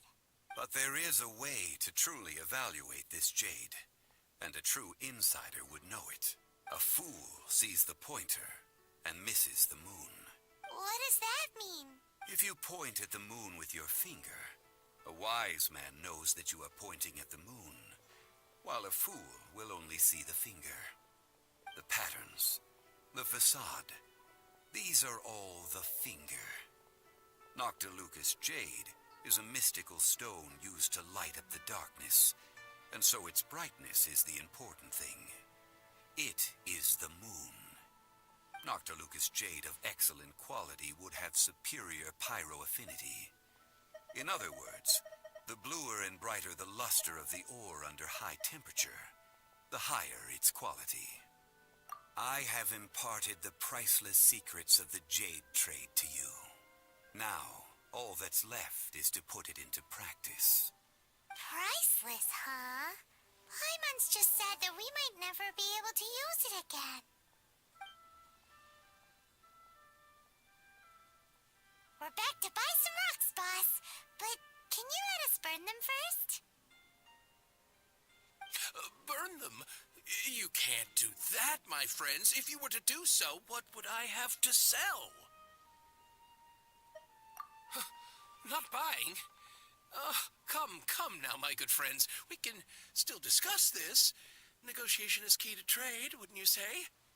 How about this? I can take a small sample of all three. I'll take a bit of a loss. We'll count it as a friendly gesture. Don't worry. I know the rules.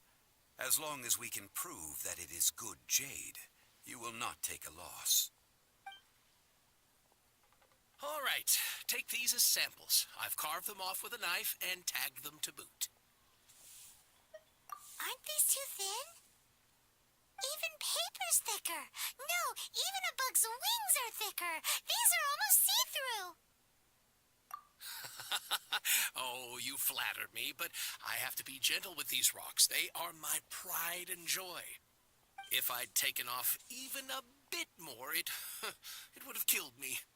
But wouldn't something this thin go poof if we held it to the fire? It can't be helped. Trying to deprive a merchant of his profits would be like forcing a ravenous wolf to vomit up the food in its stomach. Nonetheless, under the right conditions, these thin slices will serve. What sort of conditions? While we add the high temperatures using pyro, we can use hydro to reinforce it from within. This way, the samples will not disintegrate immediately. Oh, sir, to think you were this learned. Thank you for your understanding.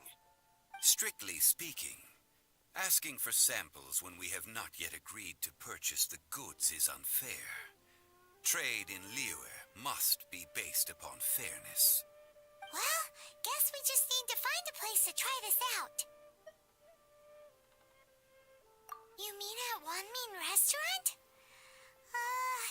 As long as we do it when she's not in. That would not do. It is a place where people come and go. They would be endangered if the elemental reaction were to get out of control. We cannot take such a risk. Oh, Paimon remembers we once saw this big pot down at the Data Upa Gorge in the camp of the hilly churls from the Meaty tribe. It's real sturdy and should be able to take the elemental reactions. Now, let's pack those samples up and make a move.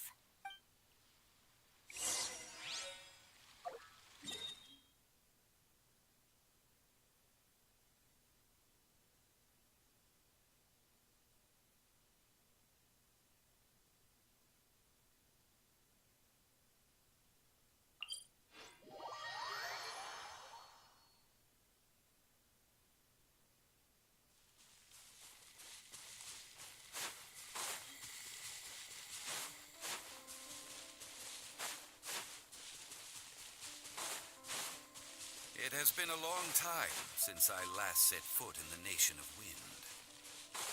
A friend of mine from Mondstadt would always bring a few bottles of locally brewed dandelion wine whenever he came to visit me in Liyue.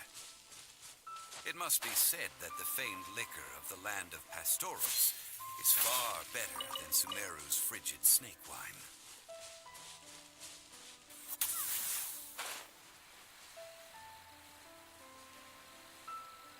That's the pot! It looks like the hilly trolls are still using it. It's a bit impolite, but we gotta cut the line.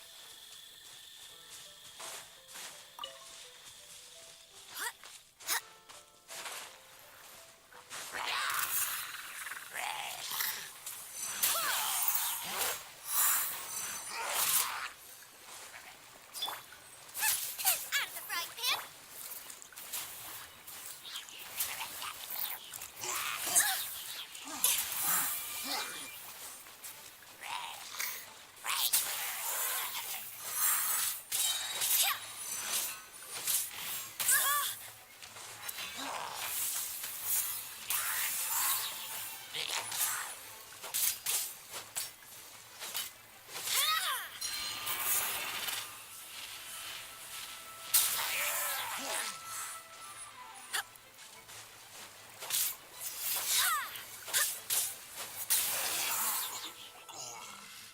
There's still soup in here. These hilly churls sure have big appetites.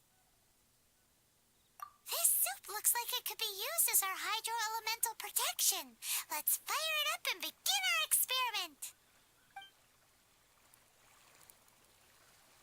We're ready to go.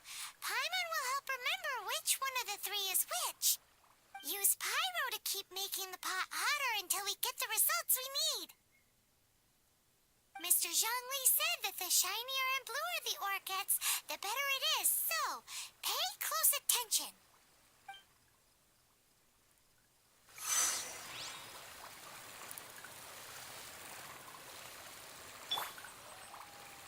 Nice and spicy.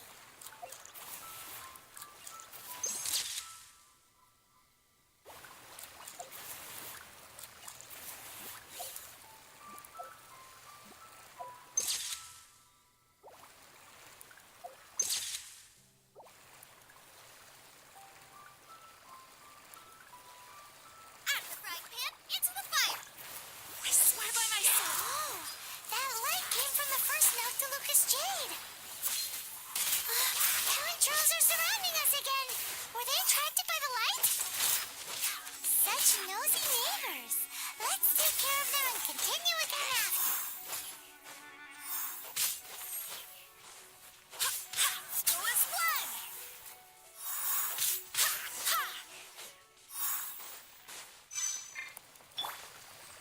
Nice and spicy.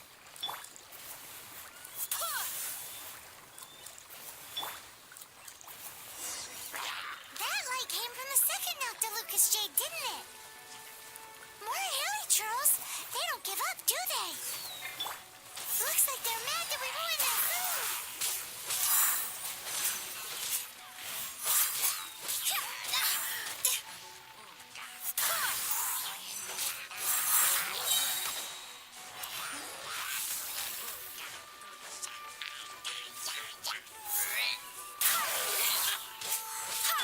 Dodge this.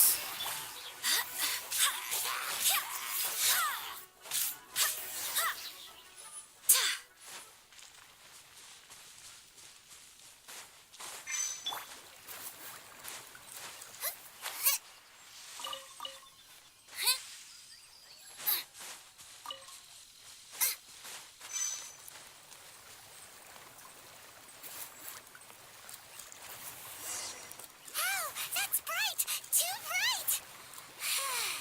That was the third Noctilucous Jade, wasn't it? It was so much shinier than the rest. Let's go with that one. Let's head back to the Jade Mystery to buy some jade, shall we?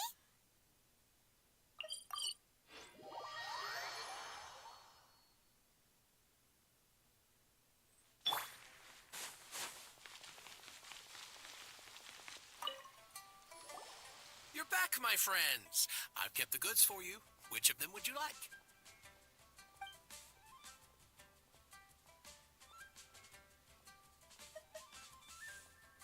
Exactly! That's the one Paimon remembers too! No problem. If you have your eye on this one, you can have it. Then we'll take a box of the third type of jade. Done. All the same, pardon me for asking, but I'm curious. Whatever do you need this much top-quality Noctilucous jade for? I suppose it would not hurt to tell you. We need them to make implements for the rite of parting. Parting? Oh, dear. I'd heard the rumors, but had given much thought to them. This means that Rex Lapis really is... Oh, it's hard to believe. Even though the Jade Mystery has been in decline, we have always been under his protection. It is said that when our Lord lost his way while going incognito in the city 200 years ago, it was a spoon from the Jade Mystery that he had used to sample the local delights. Alas, all things must pass. Well, if this is to be used to say farewell to Rex Lapis, then I shall sell this to you at half the price. Are you sure? You didn't want to even give us an inch before. If not for our Lord's protection, this city wouldn't exist as it does now.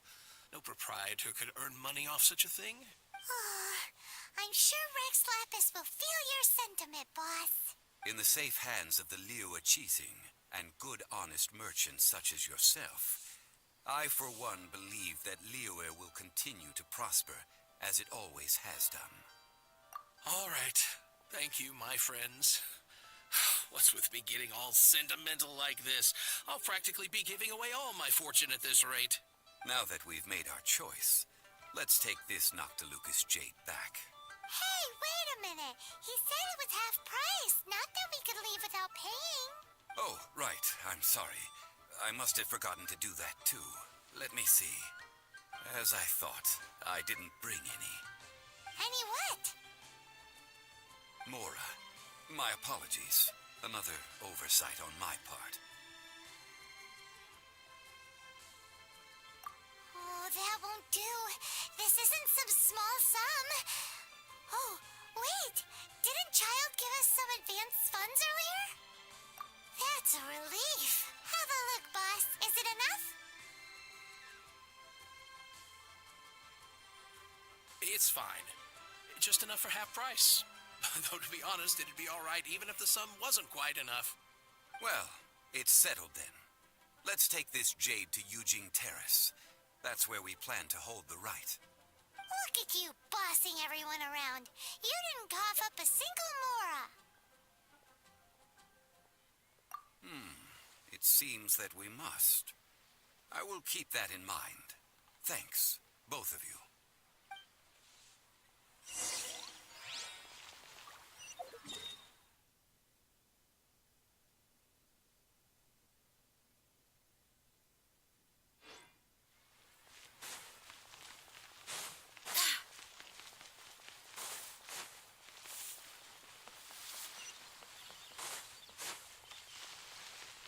The key here is consumer psychology.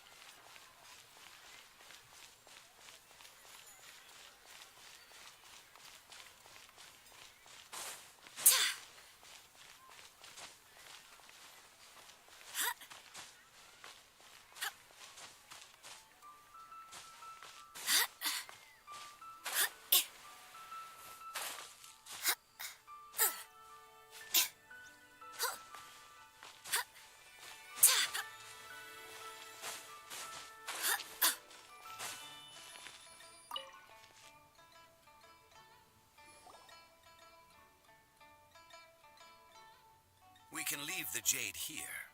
I have already called for a jewelsmith to shape them into the implements that we will need. Ah, yes. I have yet to go and see Child. So, as for the jewelsmith's remuneration... Guess we can't do anything else. Also, is this where we're doing the rite of parting? Yes, I have already rented this location and have begun making preparations for the rite. The Liu Qixing have agreed to this arrangement.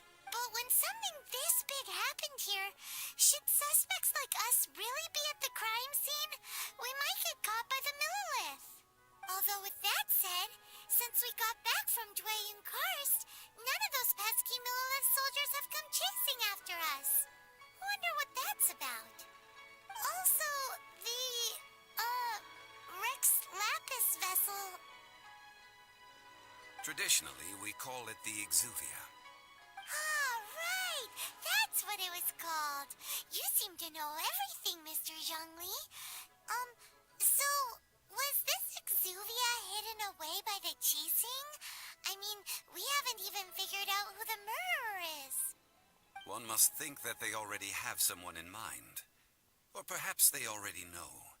Surely they must have found all the evidence that there is to find here. These things are for the authorities in Yujing Terrace to consider. Trying to help would probably only add to their troubles. Before the rite is conducted, the Exuvia will be kept temporarily in the Golden House. Golden House? The only mint in Liyue, which is to say the only mint in Tevat. All the mora that flows throughout the world is minted there. Wow! Oh, no! Paimon wasn't thinking about anything bad. Paimon thinks it suits Morax. But why do you know this, Mr. Zhongli? Since the rite of parting has the approval of the Qixing, it is a semi-official event. As such, there is already some limited information available. Perhaps each has their motives, but this is the capital of commerce. A little exploitation once in a while is not unacceptable. In Liyue, where the god of contracts reigns, only contracts may not be betrayed. I, for one, have no issue with little maneuvers outside their remit. Well then, we should go and prepare the perfumes used in the rite. Perfumes? Where'll we get those? Do we buy them? No. Perfumes used to honor the gods must be freshly decocted.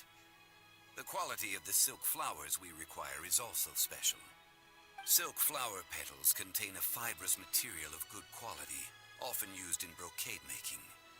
Its scent, however, is most elegant, and is especially suited for solemn events, like giving offerings to gods and adepti. It's time for Zhongli's lectures on high society again. We shall not speak of the details right now. Follow me. We shall go to the merchants to purchase our ingredients.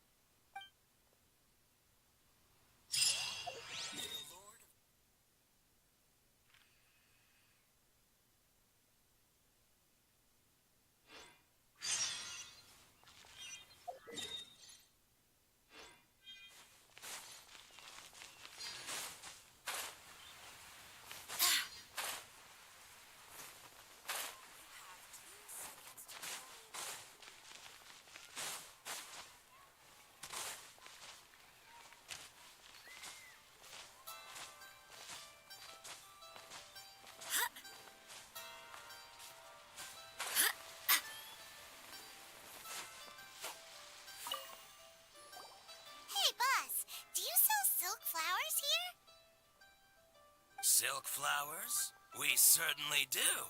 Which kind would you like? Which kind? The good kind? The best kind? Remind Paimon what kinds there are again? Ugh, you ignorant shoppers. Always coming in here with your stupid questions. Golden House Maiden, Valley Weaver, and Fate's Yearning. One of each to start with, if you don't mind. My goodness, this gentleman is quite the connoisseur. You two must be his servants. Please refrain from any further attempts to contribute. I'm sorry? Ah, yes. We've met before, haven't we? Sorry, traveler. I shouldn't have spoken to you in that tone. Now Now then, please peruse at your leisure. Do let me know if you have any further thoughts. Silk flowers exhibit different properties based on how their environmental conditions differ from their ancestral habitat. Nevertheless, these are fine specimens, excellently preserved. Just look at the abundant foliage here, and these stamens, glamorous as a maiden of the Golden House.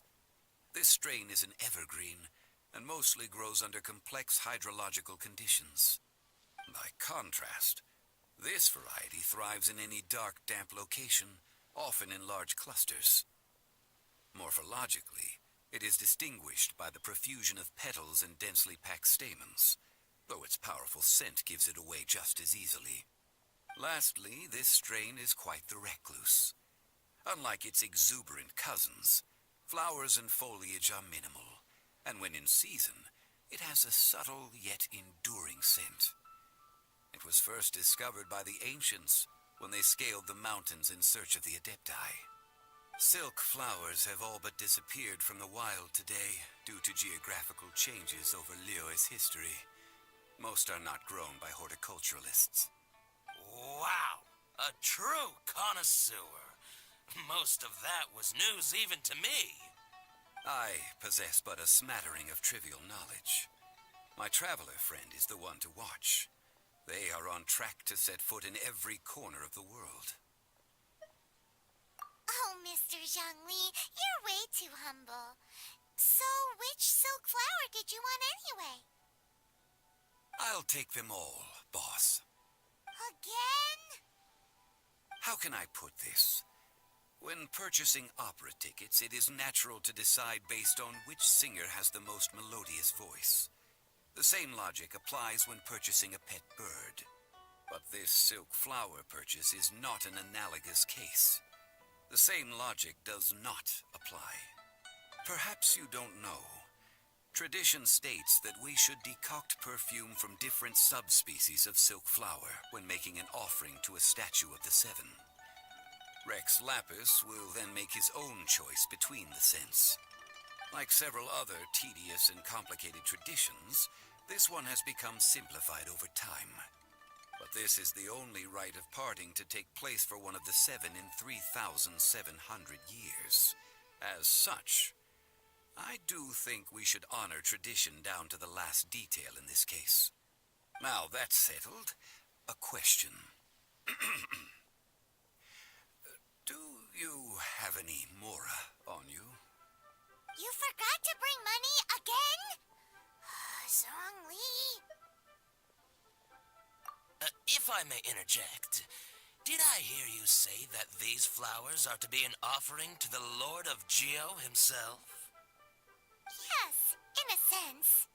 Gosh, well, why didn't you say so? I heard the awful news about what happened at this year's Rite of Dissension. It would be bad luck to say it out loud, but I've been worried about our dear Lord ever since. I'm worried that everything I've heard is true. Since these flowers will be used to glorify our Lord, they're free of charge. Just don't forget to pass on my regards. Are you serious? Why wouldn't I be? I would be nobody if not for Rex Lapis. If he hadn't written those poems in praise of my wares, they'd only be worth a fraction of what I can sell them for today. Huh. So much folklore here revolves around Liyue's deity making cameo appearances in support of local businesses. Thank you, boss.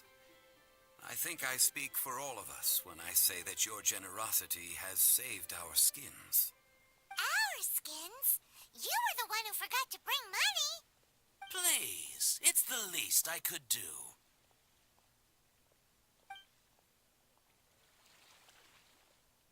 So, now that we've got the flowers, how do we make the perfume? Ideally with the help of an expert. Unfortunately, none of my acquaintances have personal experience in the art of decoction. Talk about first world problems. Hence, I need you to help by asking around in the city. Try the common folk, especially women. So this time we get to go around town looking for nice-smelling ladies to talk to? Paimon likes this job. I will wait for you near the Statue of the Seven. Meet me there when the perfume is ready. Maybe we can find some good candidates at the Adventurers Guild. Let's ask Lan. She's master of the Liyue branch, right?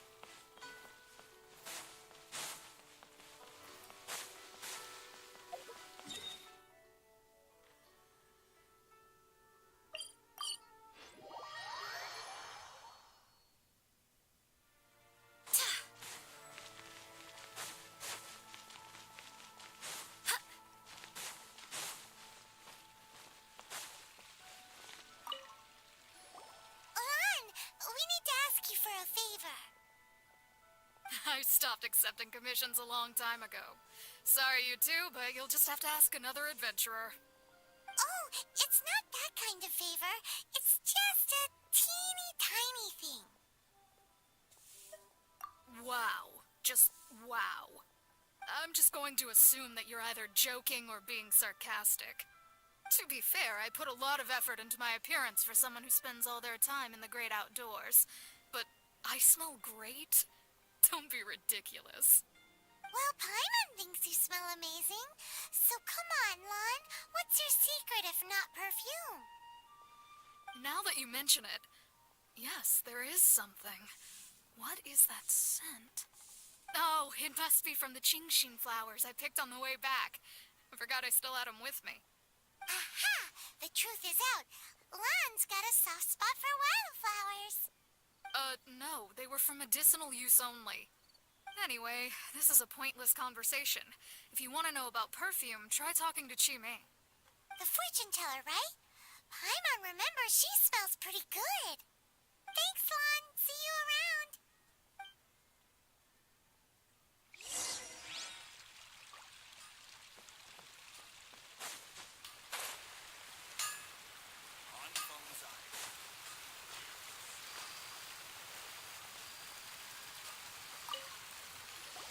Hello. How may I help? We've come to ask you a question. Sorry, you caught me off guard. Most people aren't so direct. I think we need more time to get to know each other. We just wanted to know what perfume you normally use. Oh, well, I don't actually use any. That said, some of the cosmetics I use are scented. Perhaps that's the cause of this confusion. Since I usually set up my stall by the docks, I avoid perfume like the plague, because Celestia forbid those lusty sailors catch a whiff and come hunting for the source. That's the worst thing Paimon's heard all day. While we're on the subject, have you never heard anyone mention Yingar's homemade perfume? Yingar? Oh, as in scent of spring, Yingar? Yes, that's her. Many a rich family's daughter has gotten her to make perfume for them. Apparently, her homemade product is better than anything you'll find on the market. Great! This is just the intel we need. Finally, we're getting somewhere.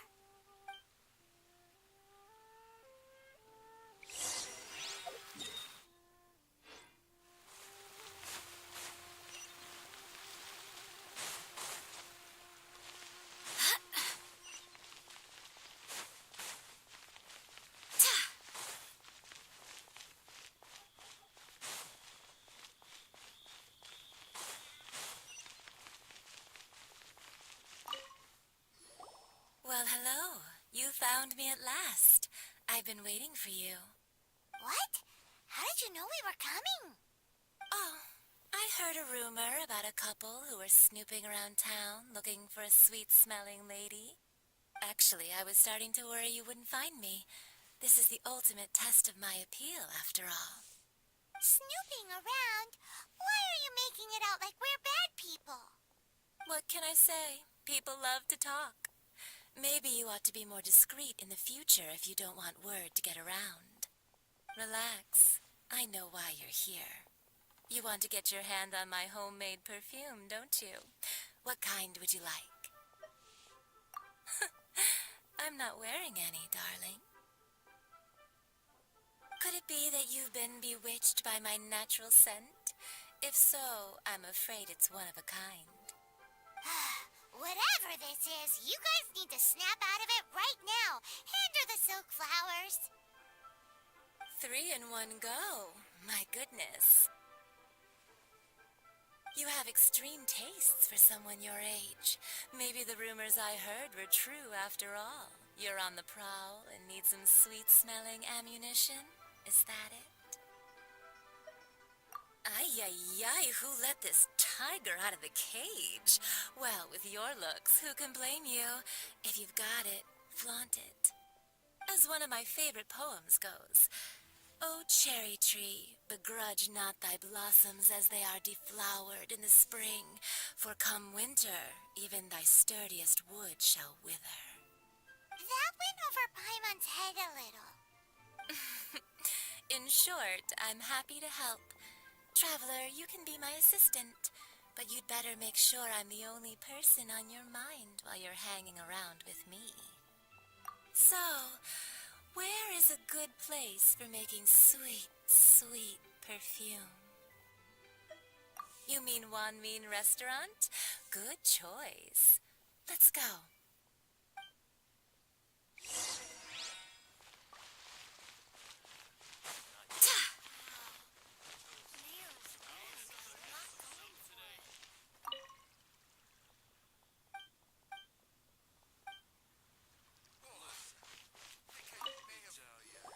I've had a word with Chef Mao. We can start work now. Are you ready to please me? What did you say? I meant make me proud, as my assistant, obviously. While I'm setting up, you can go and fetch some water.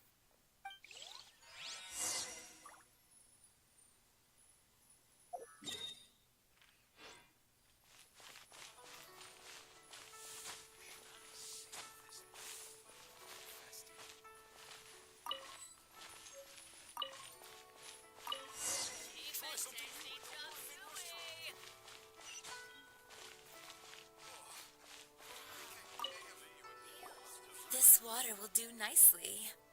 Now, I need you to extract the silk flower essence using a crafting bench. Perfume making uses an altogether different technique from alchemy. Here, let me teach you.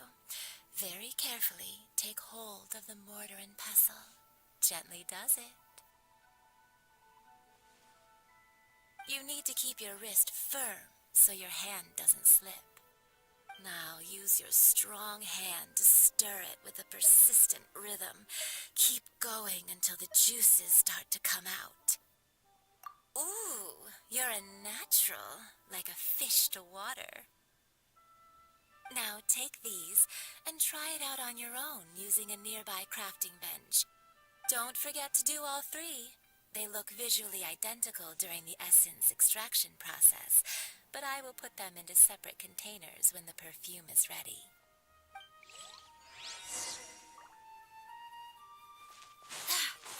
To our success.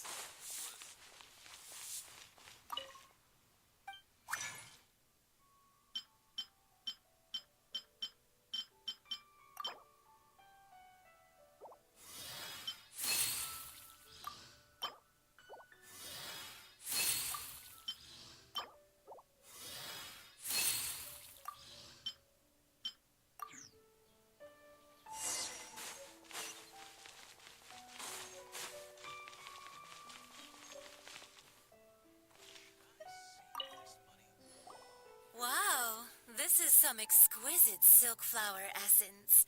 On to the next stage, the most important one of all. The essence is placed into water and simmered over a low heat until most of the water has boiled off. You must take care to control the heat during this process. If the temperature goes too high, it will affect the scent. So please focus on controlling the heat. This is the final step. Don't waste a drop of that essence now. We want all of it in there.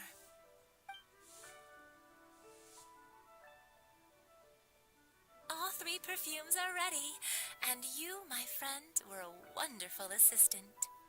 A testament to the lengths you will go to for romance. It's so rare to see nowadays. Wow, you actually remembered my throwaway comment. You know, you're cuter than people give you credit for. If I didn't have my guard up, I can see how easily one could be taken in. Anyway, shall I give you a brief overview of each scent? It might just help you match the right scent to the right occasion. Paimon wants to hear this. This first one is sweet as candy, straight out of a fairy tale. Younger women will love it. The second one is for those with more refined tastes, the first choice for daughters of high society. Finally, the third one has a soft but lingering scent, like a mist that captures the last light of dusk. Mature women adore this one. All clear? Don't get them mixed up now. You'll ruin the mood. Good. Be sure to come visit if you ever need help with anything, okay? I'll leave you with some parting words. One who tries to sail 3 boats simultaneously should be careful not to go overboard. Come and hang out with me at Scent of Spring sometime, okay? Let's take these 3 perfumes over to the Statue of the Seven. Mr. Zhongli's probably been waiting a while.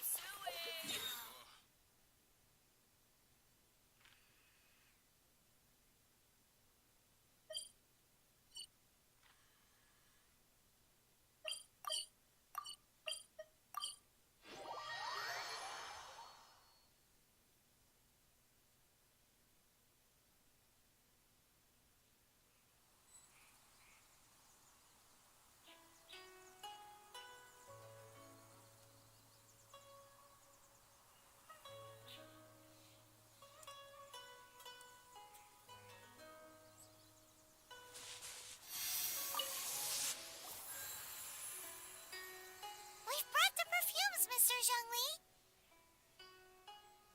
Did we take too long? You were just staring up at the statue.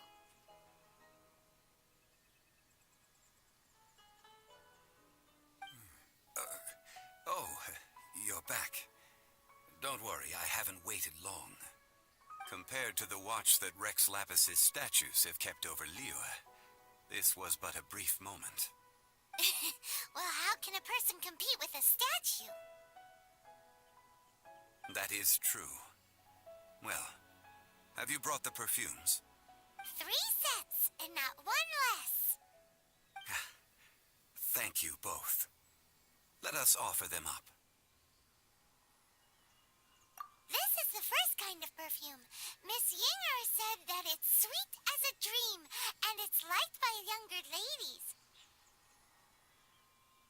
This is the second kind. It's got an elegant smell, and the daughters of high society love it. The third kind has a gentle but lingering fragrance.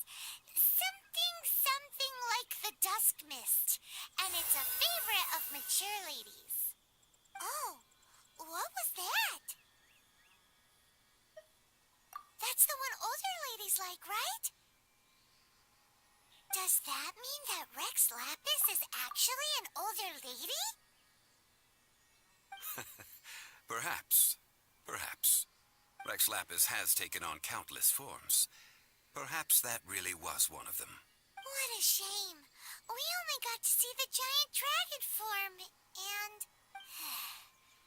Let's hope the Chi-Sing can catch the real killer. We can leave that to the authorities. Let us focus on the fond farewell for Rex Lapis.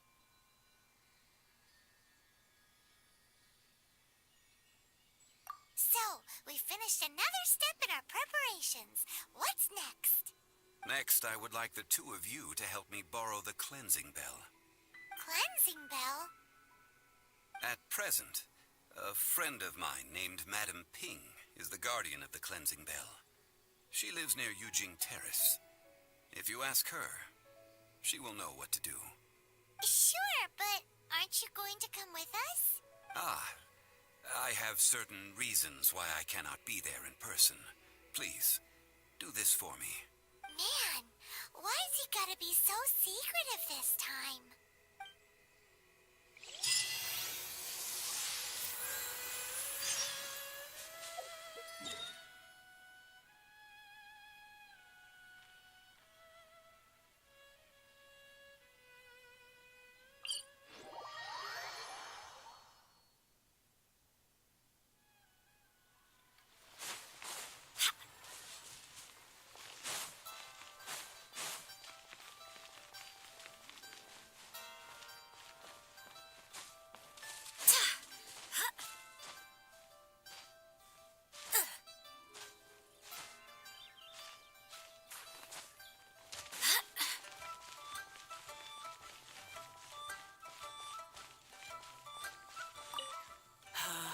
All things must change.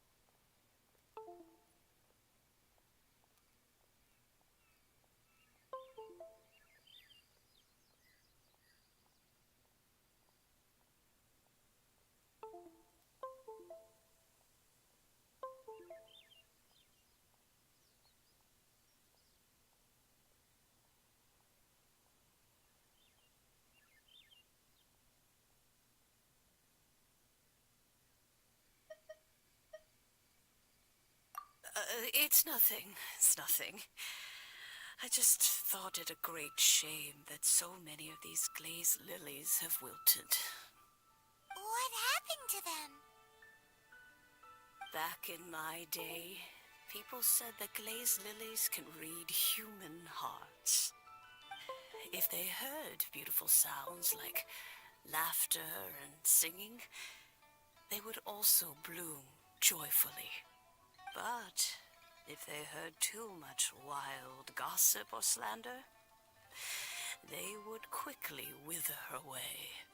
So that means these flowers feel what's happening in Liyue? Yes, the rumors of Rex Lapis's death are no small matter. They are everywhere. Some say it was a Fatui plot. Others say that the Chising made it all up.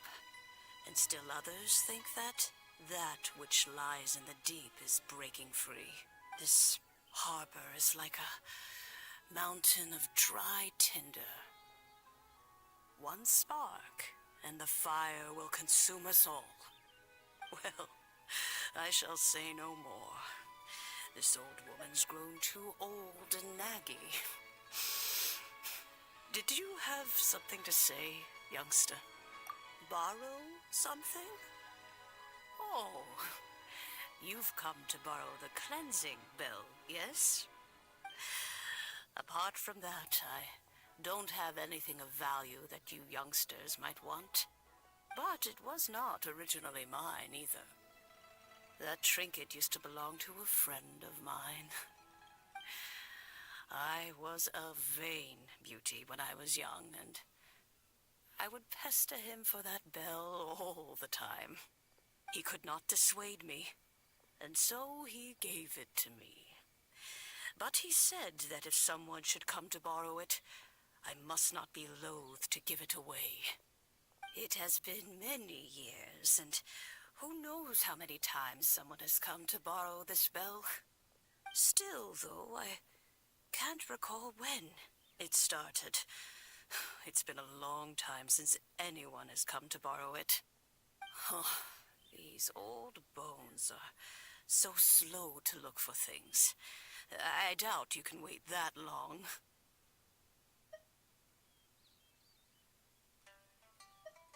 That's right, Granny. We'll follow you back home and search for it ourselves. And, we can help with chores if you have any too. All right, children. There is no need to worry. I didn't place the bell very far away. Do you live near here, Granny? Whoa, but this is Eugene Terrace. It's gotta be expensive. Oh, an old lady like me can't afford to buy a place in this city. See this ceramic teapot? My entire household is in here. How does that work? What?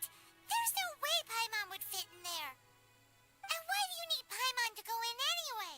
Can't you just lift the lid and look inside? Oh, youngsters.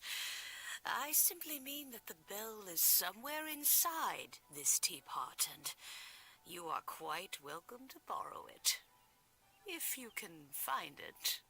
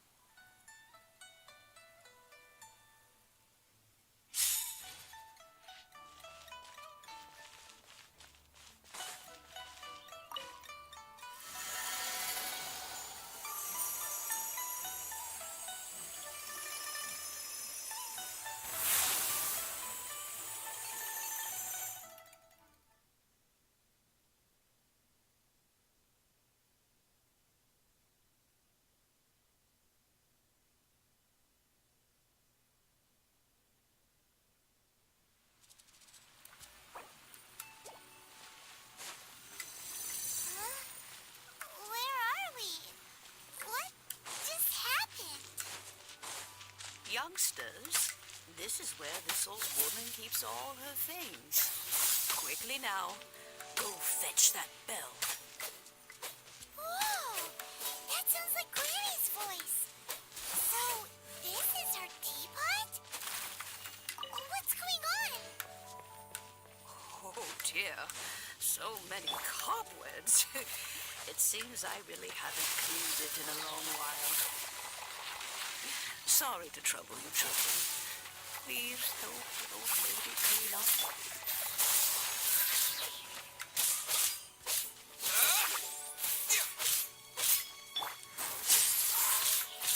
Out of the frying pan!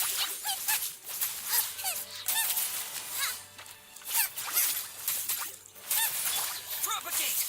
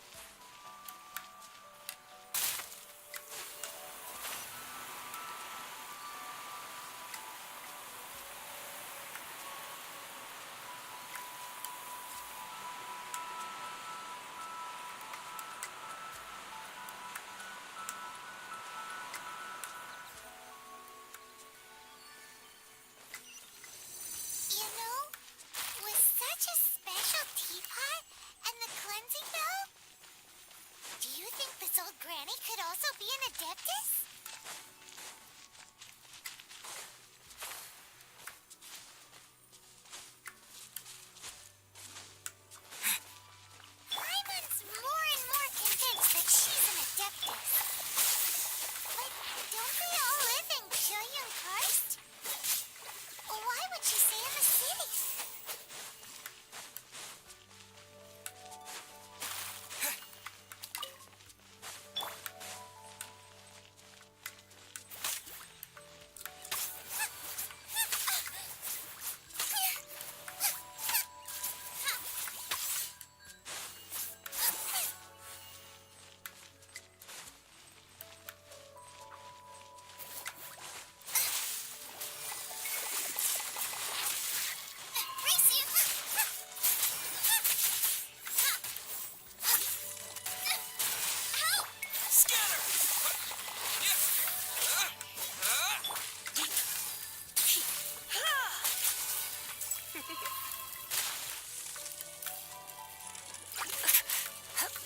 Come a little closer.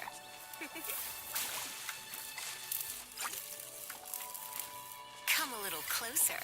You've been a naughty boy. Nice! Propagate! Surprise!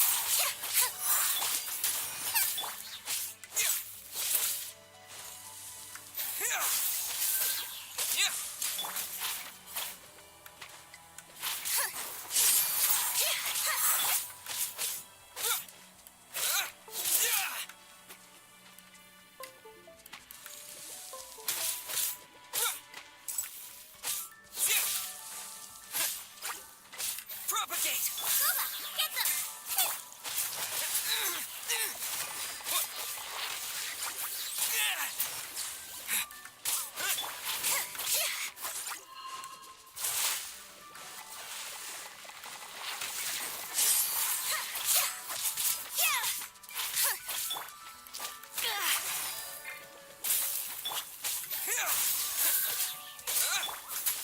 Nice and spicy! Scatter! Zip on up!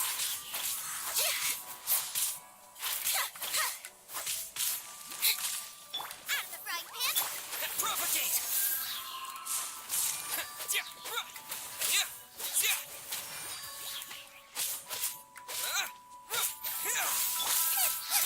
Guoba, get them!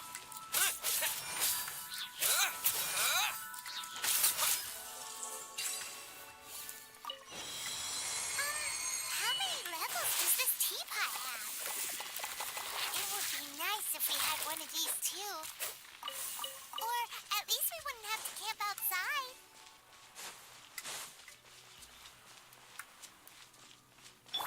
Nice and spicy.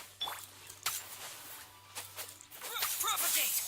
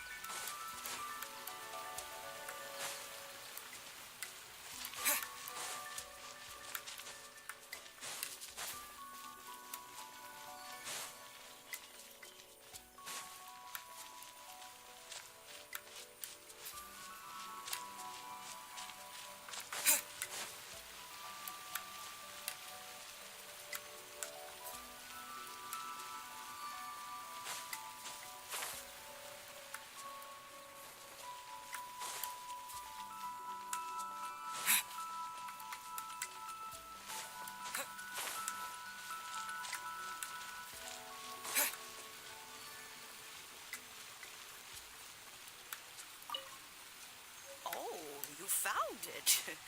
Youngsters are so quick on their feet. Oh, now, let me see. All right, that'll do. Come on out now, children.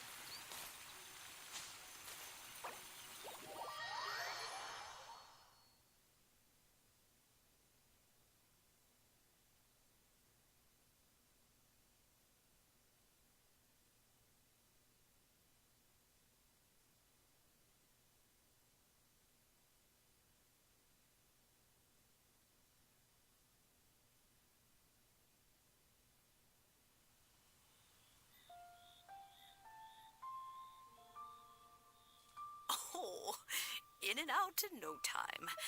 You youngsters really are quick.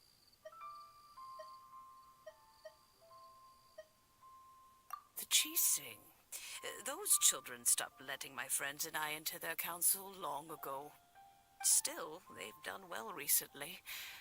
We old folks are content to be idle. Paimon kinda knows what you mean, but is also kinda confused. Are you really giving us the bell just like that, Granny? Don't you think it's weird? Something's just happened to Rex Lapis and then we come running up asking for it? Oh, don't be silly. Liyue Harbor has been through a great deal in its history. In that time, it has seen the departure of countless Adepti. But no matter what, we have always performed the rite of parting first before any other matters. To cry, "Catch the murderer," at the top of one's lungs, but ignore the rite of parting. That, to me, is what is wrong-headed. Now that you have come to borrow the bell, I guess that perhaps an old friend of mine has finally decided to take matters into their own hands. So, why would I be unwilling to lend you the bell? Hey! It belongs to Granny! We're supposed to return what we borrow! Oh, let you keep it. You really are a frank child. If you want it, you can keep it. But this bell gets homesick sometimes. Who knows? It might find its way back into these old hands. Well, you must have things to do. Since you have the bell, you should return. Oh, and do tell the person who sent you that if they have time, they can come over for tea. I don't have much to offer, but you can always count on an old lady for a pot of tea. We will. Thanks, Granny.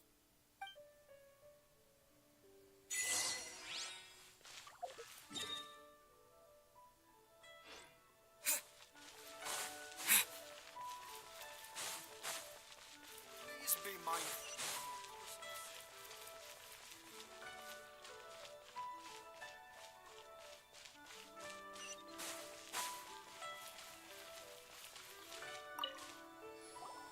Indeed, this is the cleansing bell. It's in good condition. Let's place the perfume we've prepared inside.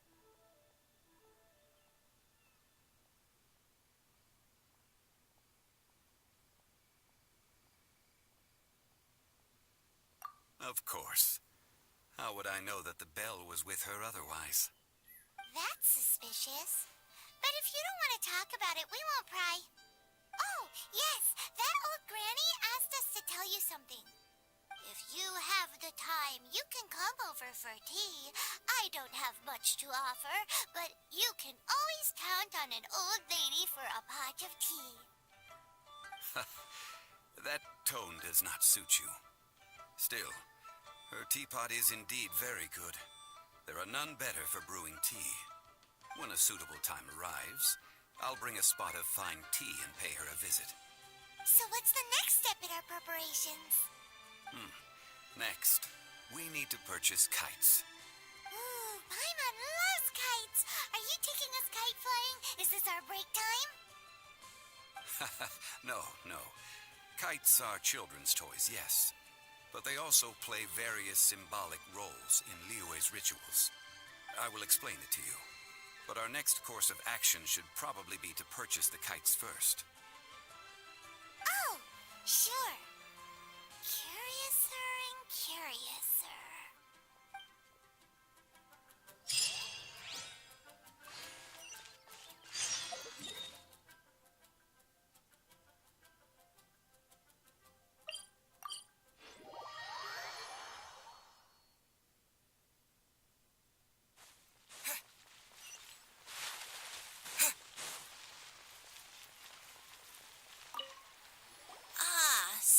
You're here. The 7 kites you asked for have been made to order. Would you like to take them now? Yes, thank you. It's rare to see customers who want to buy this type of kite nowadays. In the early days, we used to get orders from people of all walks of life. Well, this is Mr. Zhongli from the Wangsheng Funeral Parlor, so he's probably well-versed in all these walks of life. We've talked about a whole bunch of things while traveling with him. He seems to know Liyue's favorite topics, money and government, really well, but he likes talking about less useful topics instead. Well, that's because I prefer to share fun things with you. Children's toys are very fun things, that's for sure. I enjoy watching the children at play as much as anyone else, but there is more to it than that. Finely crafted toys are well loved by children, but this craft itself has been honed over thousands of years, and there is meaning behind that. I have made kites in Liyue for 40 years, and I am intimately familiar with the forms passed down from my ancestors. The meaning of these 7 kites is far from banal. Indeed. These are decorations used in the rite of parting. The 7 kites represent the 7. I took the liberty of coloring outside the lines when doing the insignia of the Animo Archon. As for the kite that honors the Geo Archon, one must follow the contract given right down to the last letter. These patterns are ancient, and you can also find them in the Golden House. Ah, Paimon's heard that name before. Huh? The design of this kite displays a firm grasp on the cyclicality and eternity so dear to the Electro Archon. These markings of tree and leaf pay due honor to wisdom and the passage of time. All this on a single kite. Truly astonishing. Justice flows across the surface of the waters. War rages like a flame, as does that which the Cryo Archon once... Yes, these details are masterfully done. The compliments of a learned man truly are pleasant. Well then, Granny Shan, I shall take these back with me. As for the payment... Well, allow me.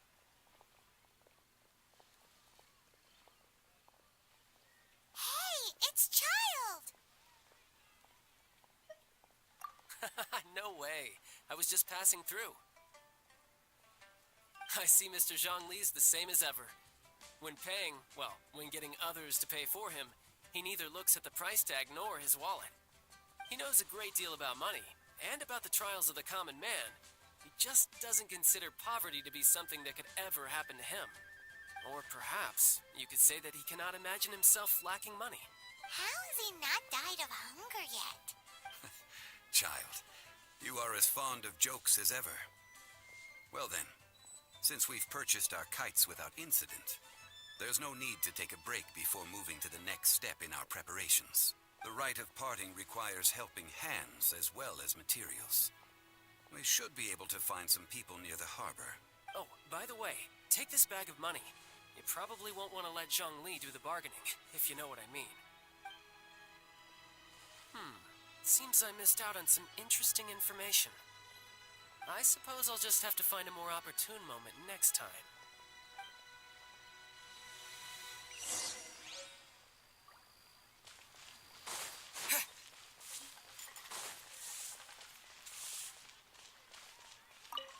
Hiring help? Sure. But let me just say first that I'm a reserve member of the Adventurers Guild.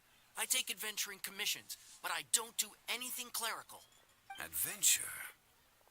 Venturing into the mountains to capture a few crystal flies seems adventurous enough. That's not hard. Almost a bit too easy for a reserve adventurer. Never mind. I'll only charge you 15,000 Mora. What say you? A most fair price.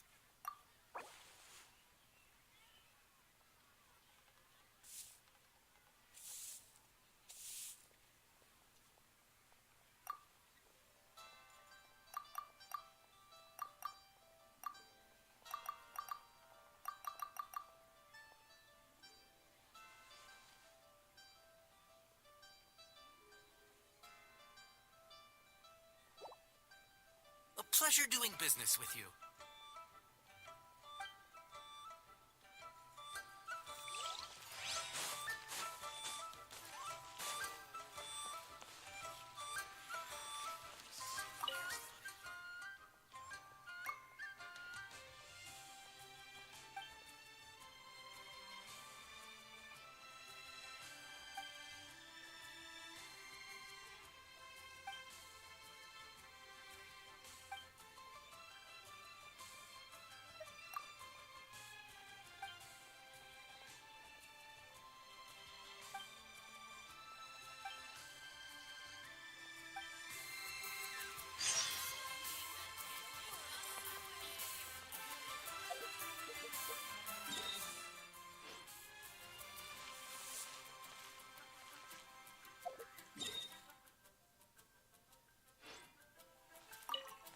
A full day of odd jobs at Eugene Terrace.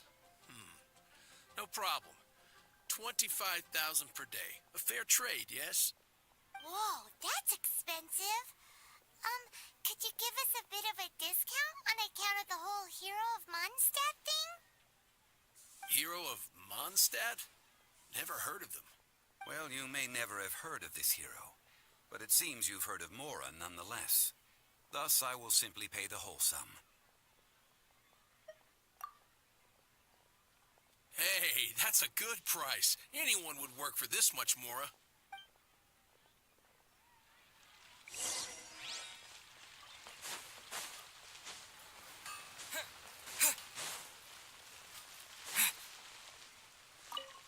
Oh, help? Sure. I, Tick, always put in 100% effort into everything I do. Of course, there'll be a premium if you want me to give 110%. So what's the job? Let me see. We are still missing some wooden implements over at Eugene Terrace. They aren't uncommon objects, so I didn't make any special preparations for them. No problem. That'll be 20,000 Mora for a single trip. How does that sound? Done. This is all you got? Then no can do. Child? No. He's putting up the money? Oh, still no. Wouldn't that mean I have to make 2 trips rather than 1? How about this? Let's make a trade. I'll take what you're offering right now and get me a single Chinxin flower, and I'll consider that payment for a detour to find this child fellow. How does that sound? Guess we've got no choice. Have you brought the goods? Hey, that's pretty good. These things are pretty rare, and I have no idea where I'd find them. With this Chinxin flower, I should be able to pacify my daughter tonight. I'll make sure the work is done before I return home.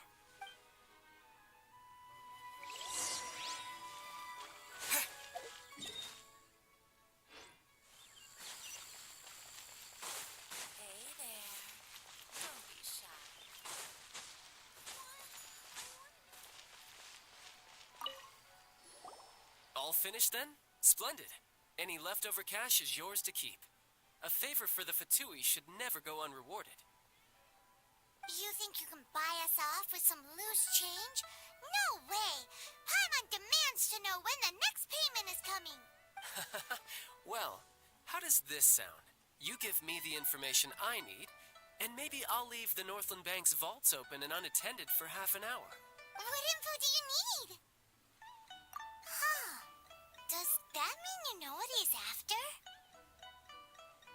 Yikes! You're right! Signora! You both need to calm down. I don't know what's gotten into you. Just what is this about? The atmosphere got so tense all of a sudden.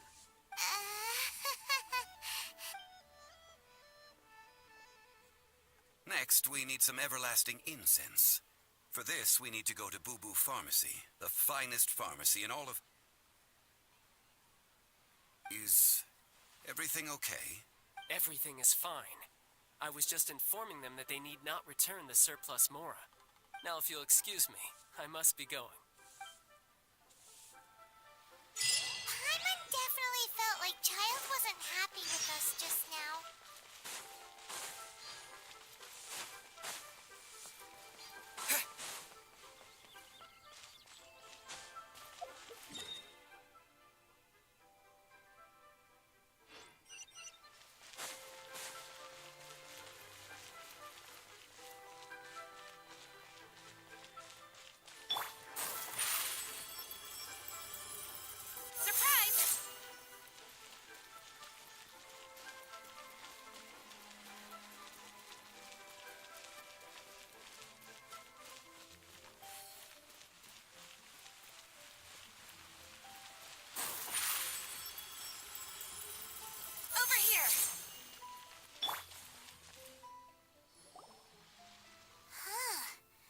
Reception is deserted, and it seems kind of spooky in here.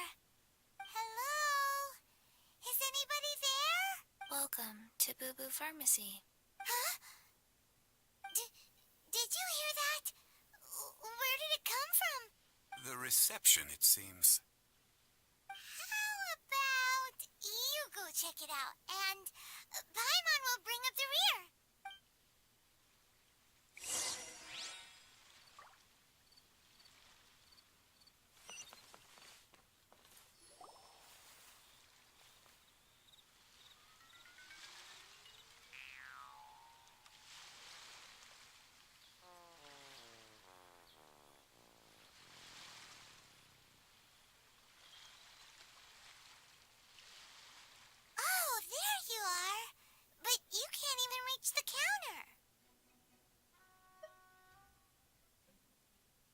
Joke's on you! Paimon floats, so height is no restriction. Anyway, there's something weird about this one over here. What's the talisman doing on her forehead? It can't be. She's a zombie! Welcome to Boo Boo Pharmacy. I am Chi-Chi. Once upon a time, Chi-Chi died. Then, Chi-Chi was saved by the Adepti. Now, Chi-Chi is a zombie.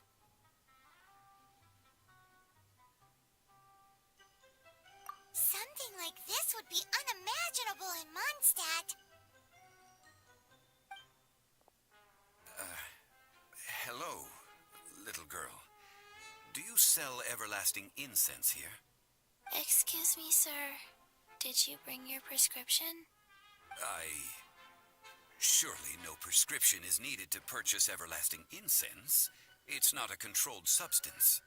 Chi-Chi can get your medicine, but only if you show Chi-Chi your prescription. These are Chi-Chi's orders from Chi-Chi. I'm afraid that she's probably right. It's to do with her orders. Zombies are limited to acting within the confines of their orders.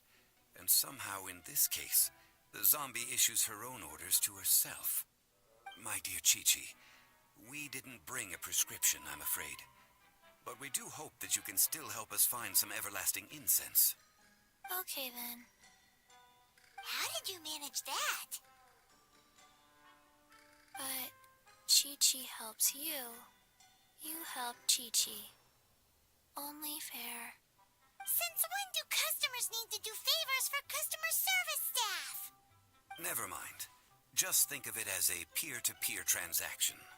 That way, everybody wins.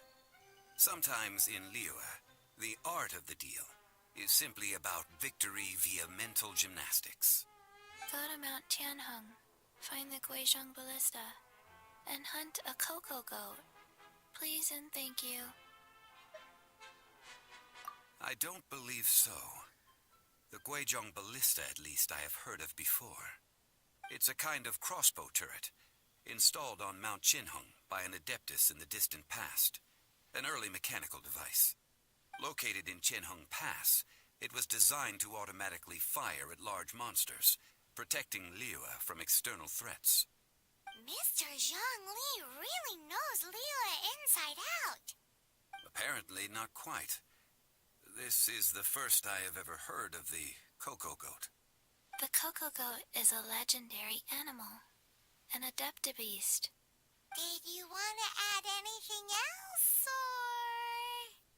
No, just that the cocoa goat is a legendary animal, an adeptabeast. What it looks like, don't know. Where to find it, don't know either. Where it came from, also don't know. Very well, then.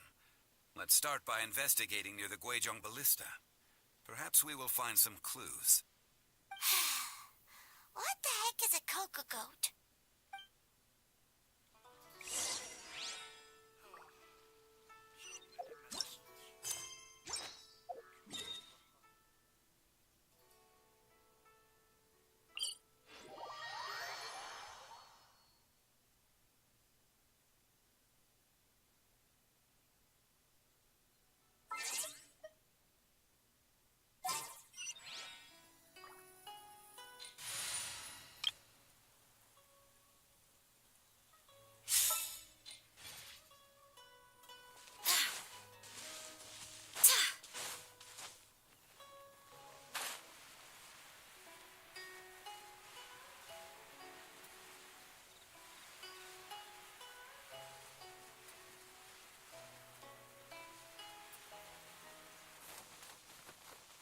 Everyone has their limits.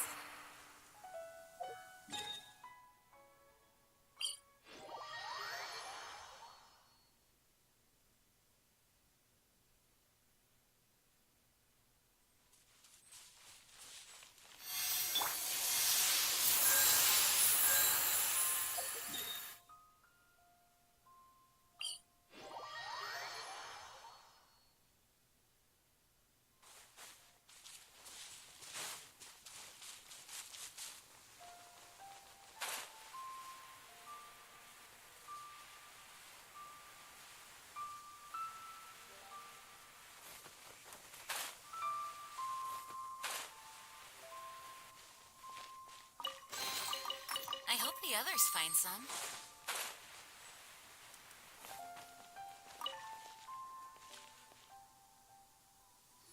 It's huge! Paimon can totally believe it took an adeptus to build this. But how do you operate this thing?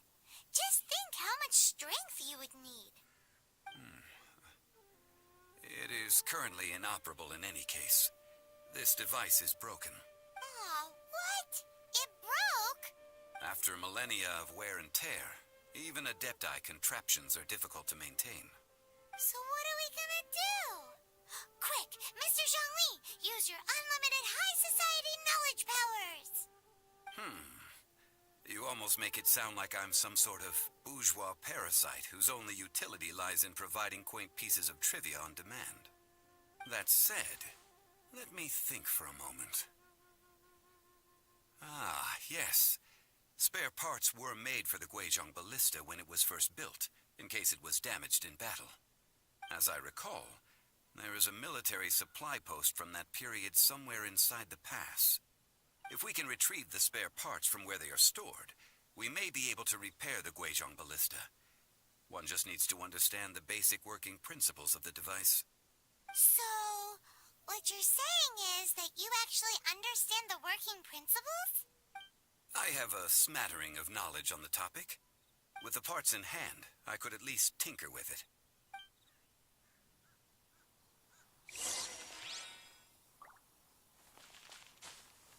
Where is that supply post? Here, post...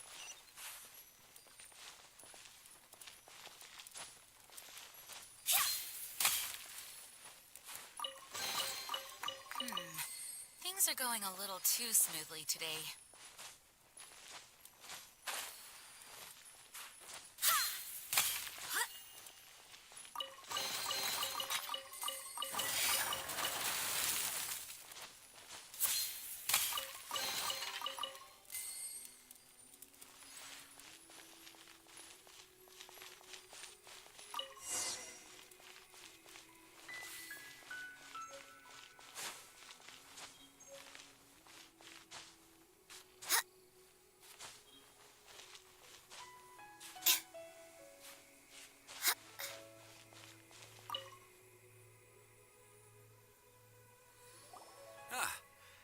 These parts look useful.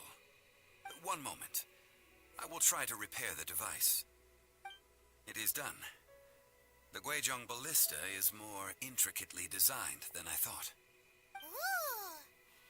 Now how do we turn it on? It's easy enough. We simply need to do this. Look, it even has a scope. Over here we have... nothing. And over there... more nothing. Hey! Just what do you think you're doing? So you fixed up this turret because you're planning to do what, exactly? Not a turret. A Guizhong ballista. Also, kindly state your name before you ask a question. It's just good manners. Ha! Are you blind or something? You're looking at the leader of the treasure hoarders, old man. This area is supposed to be chock full of hidden treasures, but you can't get anywhere near them with this thing keeping watch.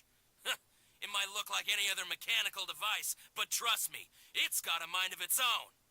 Last time we approached the mountain, it nearly skewered one of our guys. A few of us risked our lives to disarm it, which amazingly we managed. And then we turn our backs for 2 seconds, and you've already gone and repaired it! The next thing you'll be repairing is your faces, and that's if you get out of this alive! Tut tut. Vandalizing the legacy of an adeptus for selfish gain. Disgraceful behavior. It is not we who need reprimanding, but you.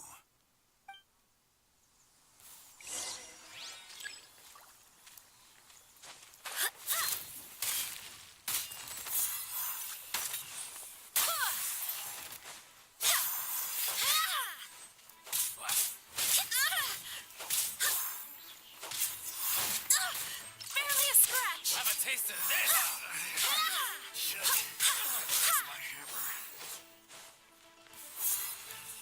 Go as one!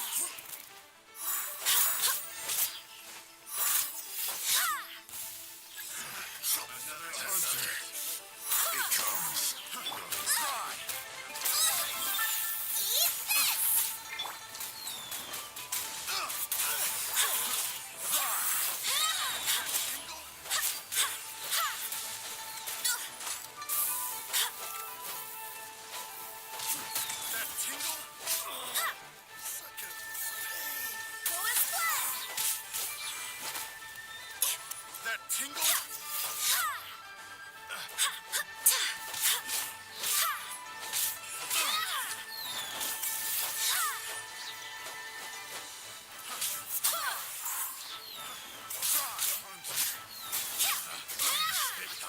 The wrong test subject.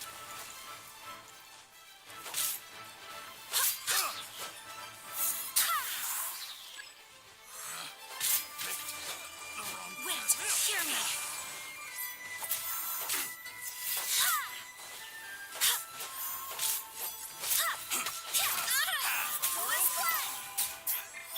Cool it.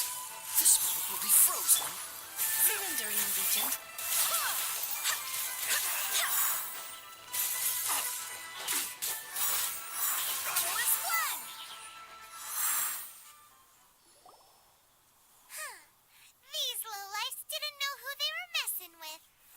Troubling ourselves over this rabble is not worth the time. We should focus on our contract with Chi-Chi. Oh, yeah, that! So we've got the Guizhong Ballista working, but where's our Coca Goat? A search using the Guizhong Ballista revealed no significant life forms nearby, save for the usual wildlife. What's more, a contraption built using Adeptus technology should have no trouble detecting an Adeptabeast, as Chi-Chi put it. Which means... Paimon wouldn't go that far. We did something positive, right? We won't solve anything while standing here and racking our brains. Let's return to Boo Boo Pharmacy, explain that we could not find a Coco Goat, and review our next step. Good idea. We did our best, and that's what counts.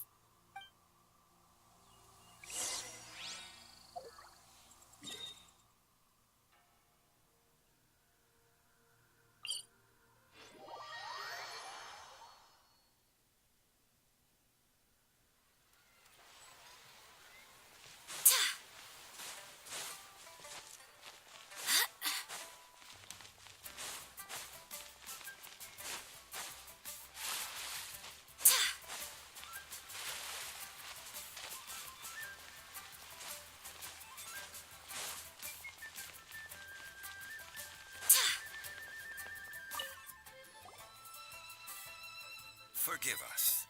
We were unable to fulfill our end of the contract. We found no trace of the Coco Goat Adeptabeast of which you speak. What a disappointment. Don't worry about it. But I feel very disappointed. Aw, poor Chi-Chi. Why does Paimon feel so guilty all of a sudden? Coco Goat milk is tasty. So tasty. Much better than normal goat milk. Only an Adeptabeast could make such tasty milk. I'm sorry.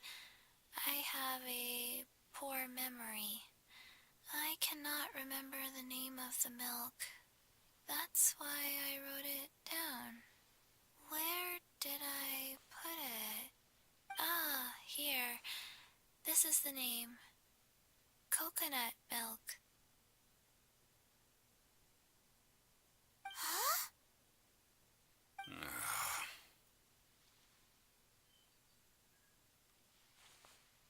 I owe you both an apology. I hastily agreed to what appeared to be an equitable agreement with this zombie child, when perhaps I should have undertaken further due diligence. Never mind, Zhongli. You didn't know. As the Liyue proverb goes, all things are random and... So how are you supposed to predict anything? Literally no one could have seen this coming. Excuse me, everyone. Did Chi-Chi say a bad thing? Oh, sorry, but Paimon's gonna leave the job of shattering this poor kiddo's world to you. No. Impossible. Seems Chi-Chi took this pretty hard. Someone learned a valuable life lesson today, then. Thank you all for looking after my little Chi-Chi. Might I ask who... Ah, how rude of me. I'm Baiju, boss of the Boo Boo Pharmacy. Paimon thought Chi-Chi was the boss. Turns out it's some wacko who wears medicinal ingredients around his neck. What a sorry state of affairs. This little mascot is even more of a simpleton than Chi-Chi. Ah! The medicine... The snake is speaking! I prefer to stay silent, but faced with strangers, I must speak, lest you mistake me for an escapee from the medicine cabinet, for I am a living, breathing serpent! Don't mind Chung-Sheng. She's a good girl, really. As for you three, communal chaos causing with Chi-Chi aside, what business brings you here? Do you sell everlasting incense in this fine establishment? Everlasting incense? Why, of course we do. Whew! At last, things are finally starting to come together. 3 million mora. Top quality. Guaranteed. Aw, too bad the Chising have taken it over for now. Security will be tighter than usual. 3 million. An innocuous number in and of itself, though practically speaking, it could be a hard sum to come by. It's a crazy number. We'd never be able to make that much mora. And as for Mr. Zhongli, he's around 3 million short. This is correct. What are we gonna do? Is this the part where we go crawling back to Child?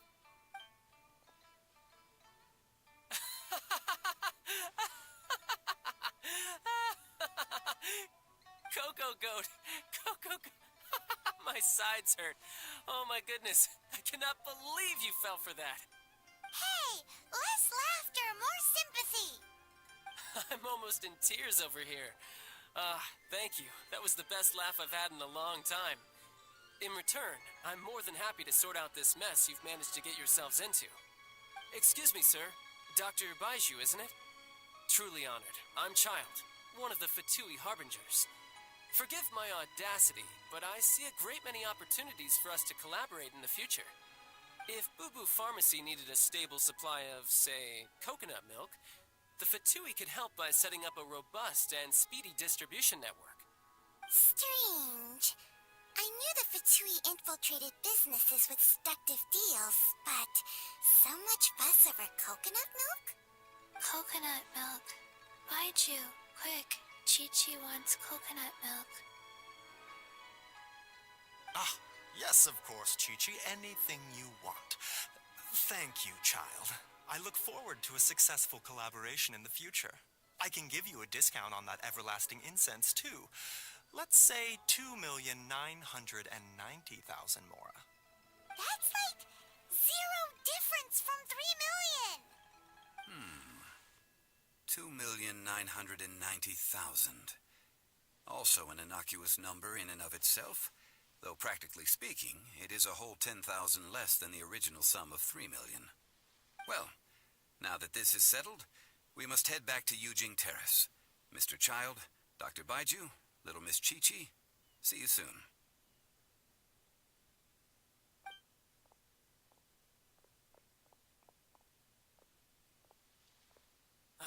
That lot is an absolute riot. Honestly, I can't remember the last time I laughed so hard. So, you've been eavesdropping, I hope? What have I missed? Yes, Master Child. They spoke of the Qixing taking the Golden House. Well, well, well. Ningguang and her Qixing cronies. What else would they be hiding in the Golden House, if not the Exuvia? I apologize, but I warned you, didn't I? As the old Liyue saying goes, the walls have ears.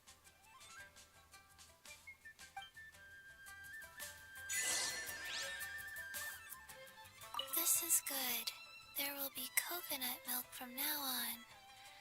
Yes, it's good.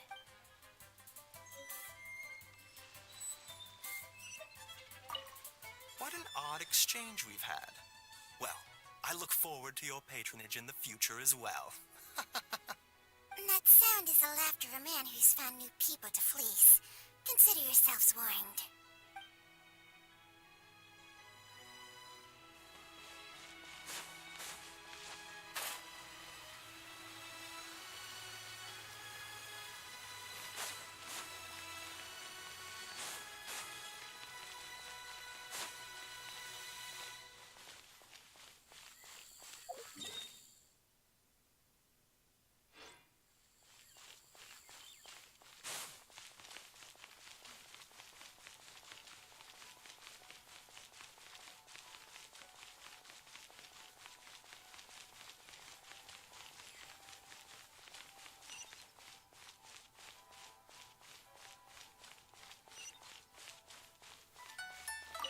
Well, as it stands, we've hired helpers, and we've acquired the everlasting incense.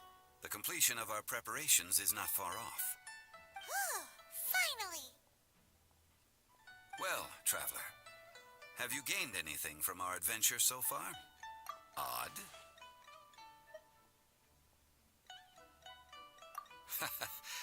Which is it, I wonder? The questions that such travels raise are ever so complicated. Well, I'll leave you to ruminate over it yourself. As to remuneration for your help, I've decided to treat you to a meal. Oh, yes, don't worry. I will remember to bring the Mora this time. Tonight, I shall take you both to an old hole-in-the-wall, praised throughout Liyue. Hole in the wall? As in a cool restaurant? Indeed. Let us meet near the harbor, at third round knockout.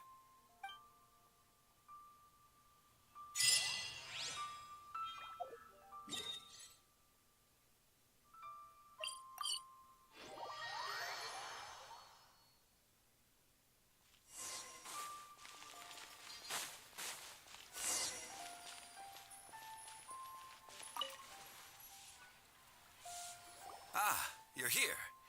There's no need to order. I've already done so. Third round knockout is not for lightweights, like those taverns in Mondstadt. Here, the owner does not take such unorthodox orders as fruit juice. I ordered some wine-fermented sweet rice balls for you, if that counts. If it is to your liking, dear customers, I shall continue the tale of Lady Ningguang's Jade Chamber. Hey, there's even a storyteller here! Great atmosphere! Besides fine wine, the excellent ambiance is the reason why this place is so well loved. But when I say ambiance, I refer to a different sort from the one the Tevat travel guide uses to judge other establishments. As you all know, high above the land of Liyue lies a pavilion in the clouds, a palace in the mist. What does it mean to have all-seeing eyes? This, my friends, Lady Ningguang's masterwork that bridges earth and sky. Imagine, the weather is clear, and you gaze down from the deck on the world below. Behold, the glorious sights of Liyue Harbor, stretching out far and wide.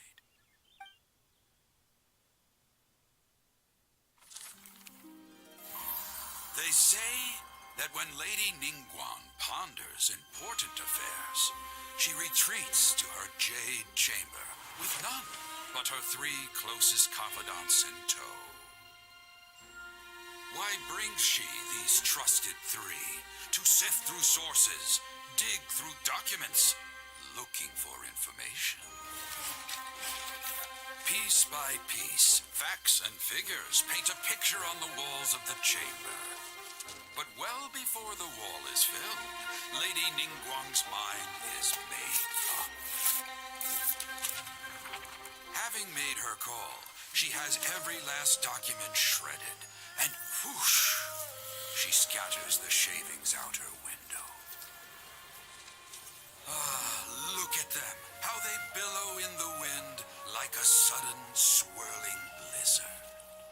As the fragments fall, traces of text flicker before the eyes of the merchants of Liyue, like ink stains in white snow. The saying goes, the rarest treasures in the land are the words brought by the paper snow. For the words of the Tianquan have the power to move mountains, and all throughout the land know it.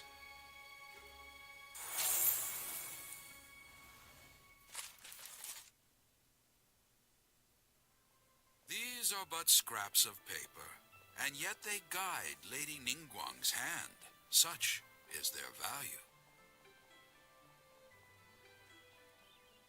Merely grasping one or two of them will surely gift you a fragment of her wisdom, enough to stay a step or two ahead of your peers. Tianquan Ningguang. Feels like we're hearing this name a lot. Liyue locals talk about her. The Fatui hate her. She's most likely the one who hid the exuvia, and we saw her at the rite of dissension.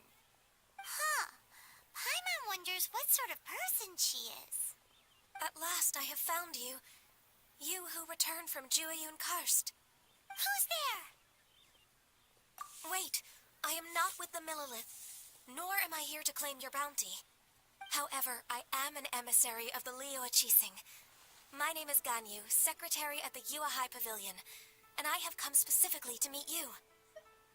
Well, in concrete terms, I am the corporate secretary for the Qixing.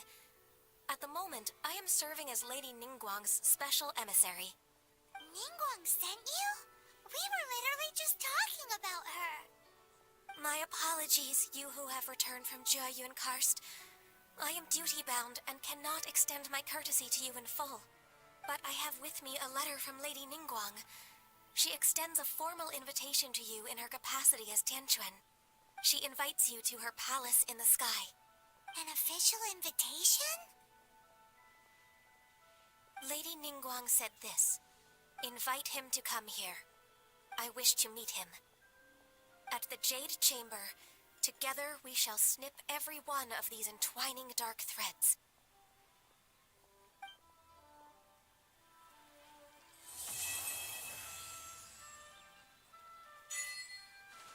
And with that, the emissary who called herself Ganyu just disappeared. But we've received an invitation from the Liyue Qixing. Paimon still can't believe it. We'll be meeting people that have way more money than Paimon could ever count.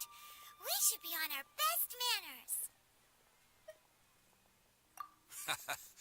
An invitation to visit the Jade Chamber is a rare honor indeed.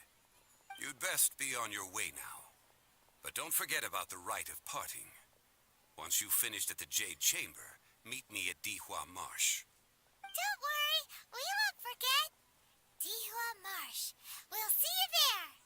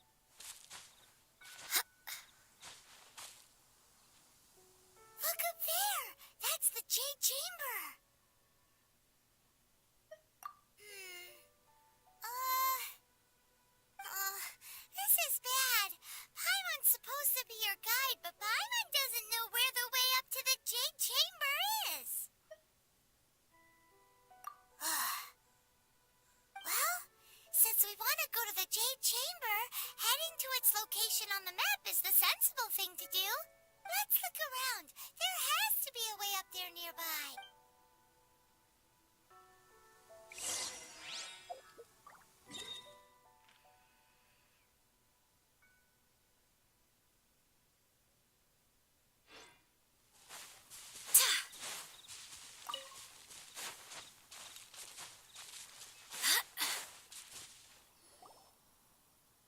Hey, look!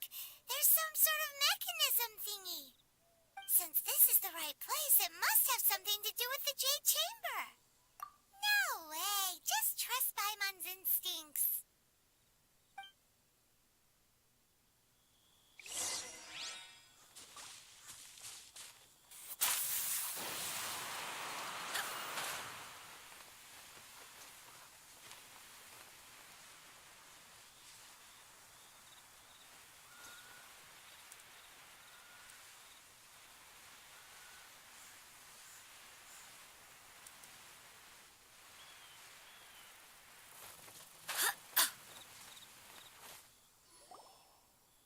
Huh? It only takes us up to here. Aw, if that wind current was stronger, we'd be able to reach the top in one go. Huh? Why? Or... Oh, Paimon gets it! If it was a secret, Ganyu wouldn't have let us try to find it ourselves, right? Alright, let's follow your plan. Then we can... Oh, hang on a moment. Look down there. Looks like we've gotten close to the Guizhong Ballista. Paimon has a new idea. Why don't we shoot you up to the Jade Chamber using the ballista? Oh, right. This method does seem a bit unsafe. Oh, that's right. Now that you mention it, we could use the Guizhong Ballista to see if there's another way up nearby.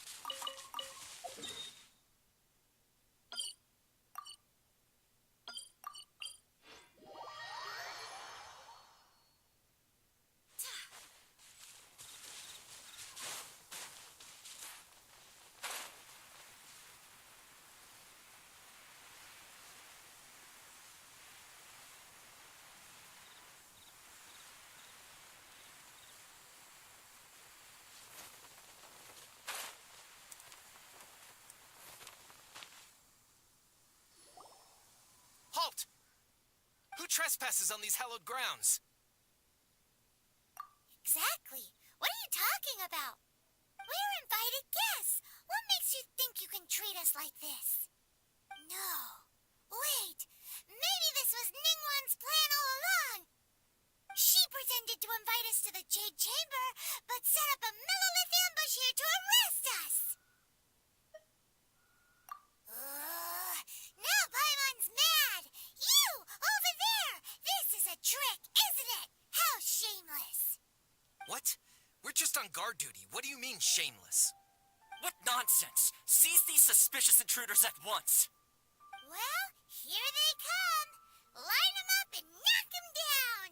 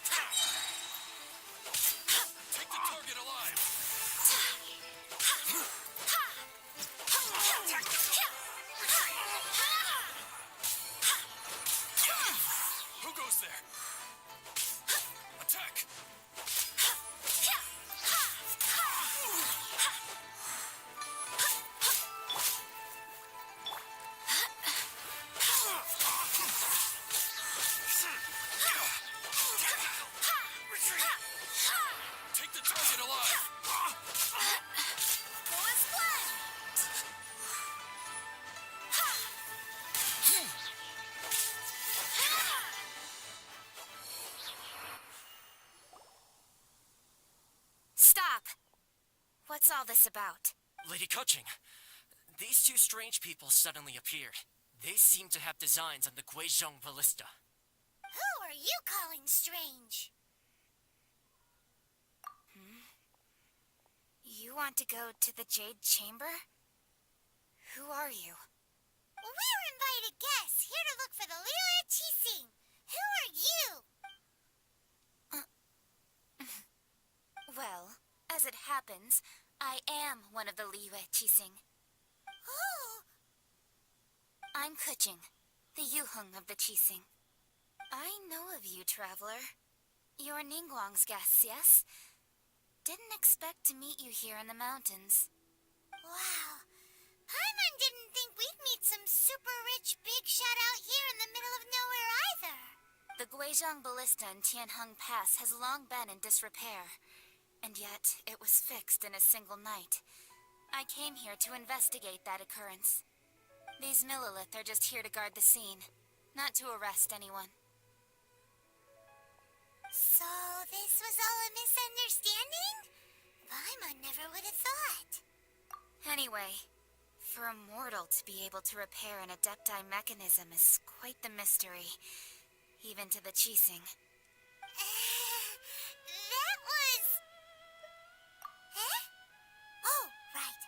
So, Lady Yuheng, might you have any idea why Lady Tianquan invited us to go to the Jade Chamber? Just call me Kuching. I'd say that Ningguang's purpose is to request that the savior of Mondstadt take a more neutral stance, or at least to not wholly side with the Adepti. We're not taking sides. We spoke with the Adepti. They want to protect Liyue as well. When you say protect, you're referring to their sanctimonious arrogance, aren't you? Huh? You are mortals, and thus under their protection. There was no way they would have regarded you as someone with the ability to assassinate a god. Naturally, they would also regard Ningguang's locking down the area, questioning the citizenry, and pursuit of the assassin to be pointless work. Perhaps they even wonder if there might be a cover-up. I'll say it like it is. They're underestimating us. Well, you've got a point there. Still, this is the first time Paimon's seen a person from Liyue who doesn't respect the gods or the Adepti. Should I respect the shallow sense of time and condescension to mortals that has caused them to delay in moving against us, Qixing? Forget it. I shouldn't speak of them this way. This skepticism is mine alone, and Ningguang does not share it. Either way, I will admit that the actions of the Adepti this time were quite restrained. Rex Lapis's death is indeed an extraordinary circumstance. But to think that they would call for a council of Adepti rather than come down here directly. How surprisingly civilized of them. Well, for Ningguang, she would talk anything and everything out if she could. But I doubt we can do that here. The time of the Adepti has long passed. If even the Liyue Qixing don't want to face that truth, then what future is there for Liyue? Another super bold statement. I'll stop here. Honestly, I hadn't intended to say so much. But you're a good listener, traveler. You should both be off to the Jade Chamber. Don't be late now. Ningguang's schedule is packed to the gills all the way till next year. The cream of Liyue's mercantile crop all see ascending to the Jade Chamber as the greatest honor. Each brings rich gifts as they visit, all to curry a little favor with Ningguang. Favor? But... Wait, that's right! Greeting gifts are a staple of Liyue's culture. We need to get one. Not to curry favor or anything, just to respect Liyue's culture. All right. You can decide on your greeting gift yourselves. Let me tell you how to get to the Jade Chamber first. You didn't actually have to come to Mount Tianheng. Go back to Liyue Harbor. Find a guide at the Yuehai Pavilion, and... well then. May we meet again, traveler. Well, that Yuheng may not respect the gods, but Paimon thinks she's a pretty cool person. So, what should we give to Ningguang when we see her? Oh, right! Paimon dreamed of an amazing snack last night. Sugar-frosted slime! Paimon has a feeling that it would be perfect for a super rich person like Ningguang. Why don't we go with that for a gift? With a certain boom shakalaka, of course. Let's go gather ingredients. Time waits for no one, and neither will our riches.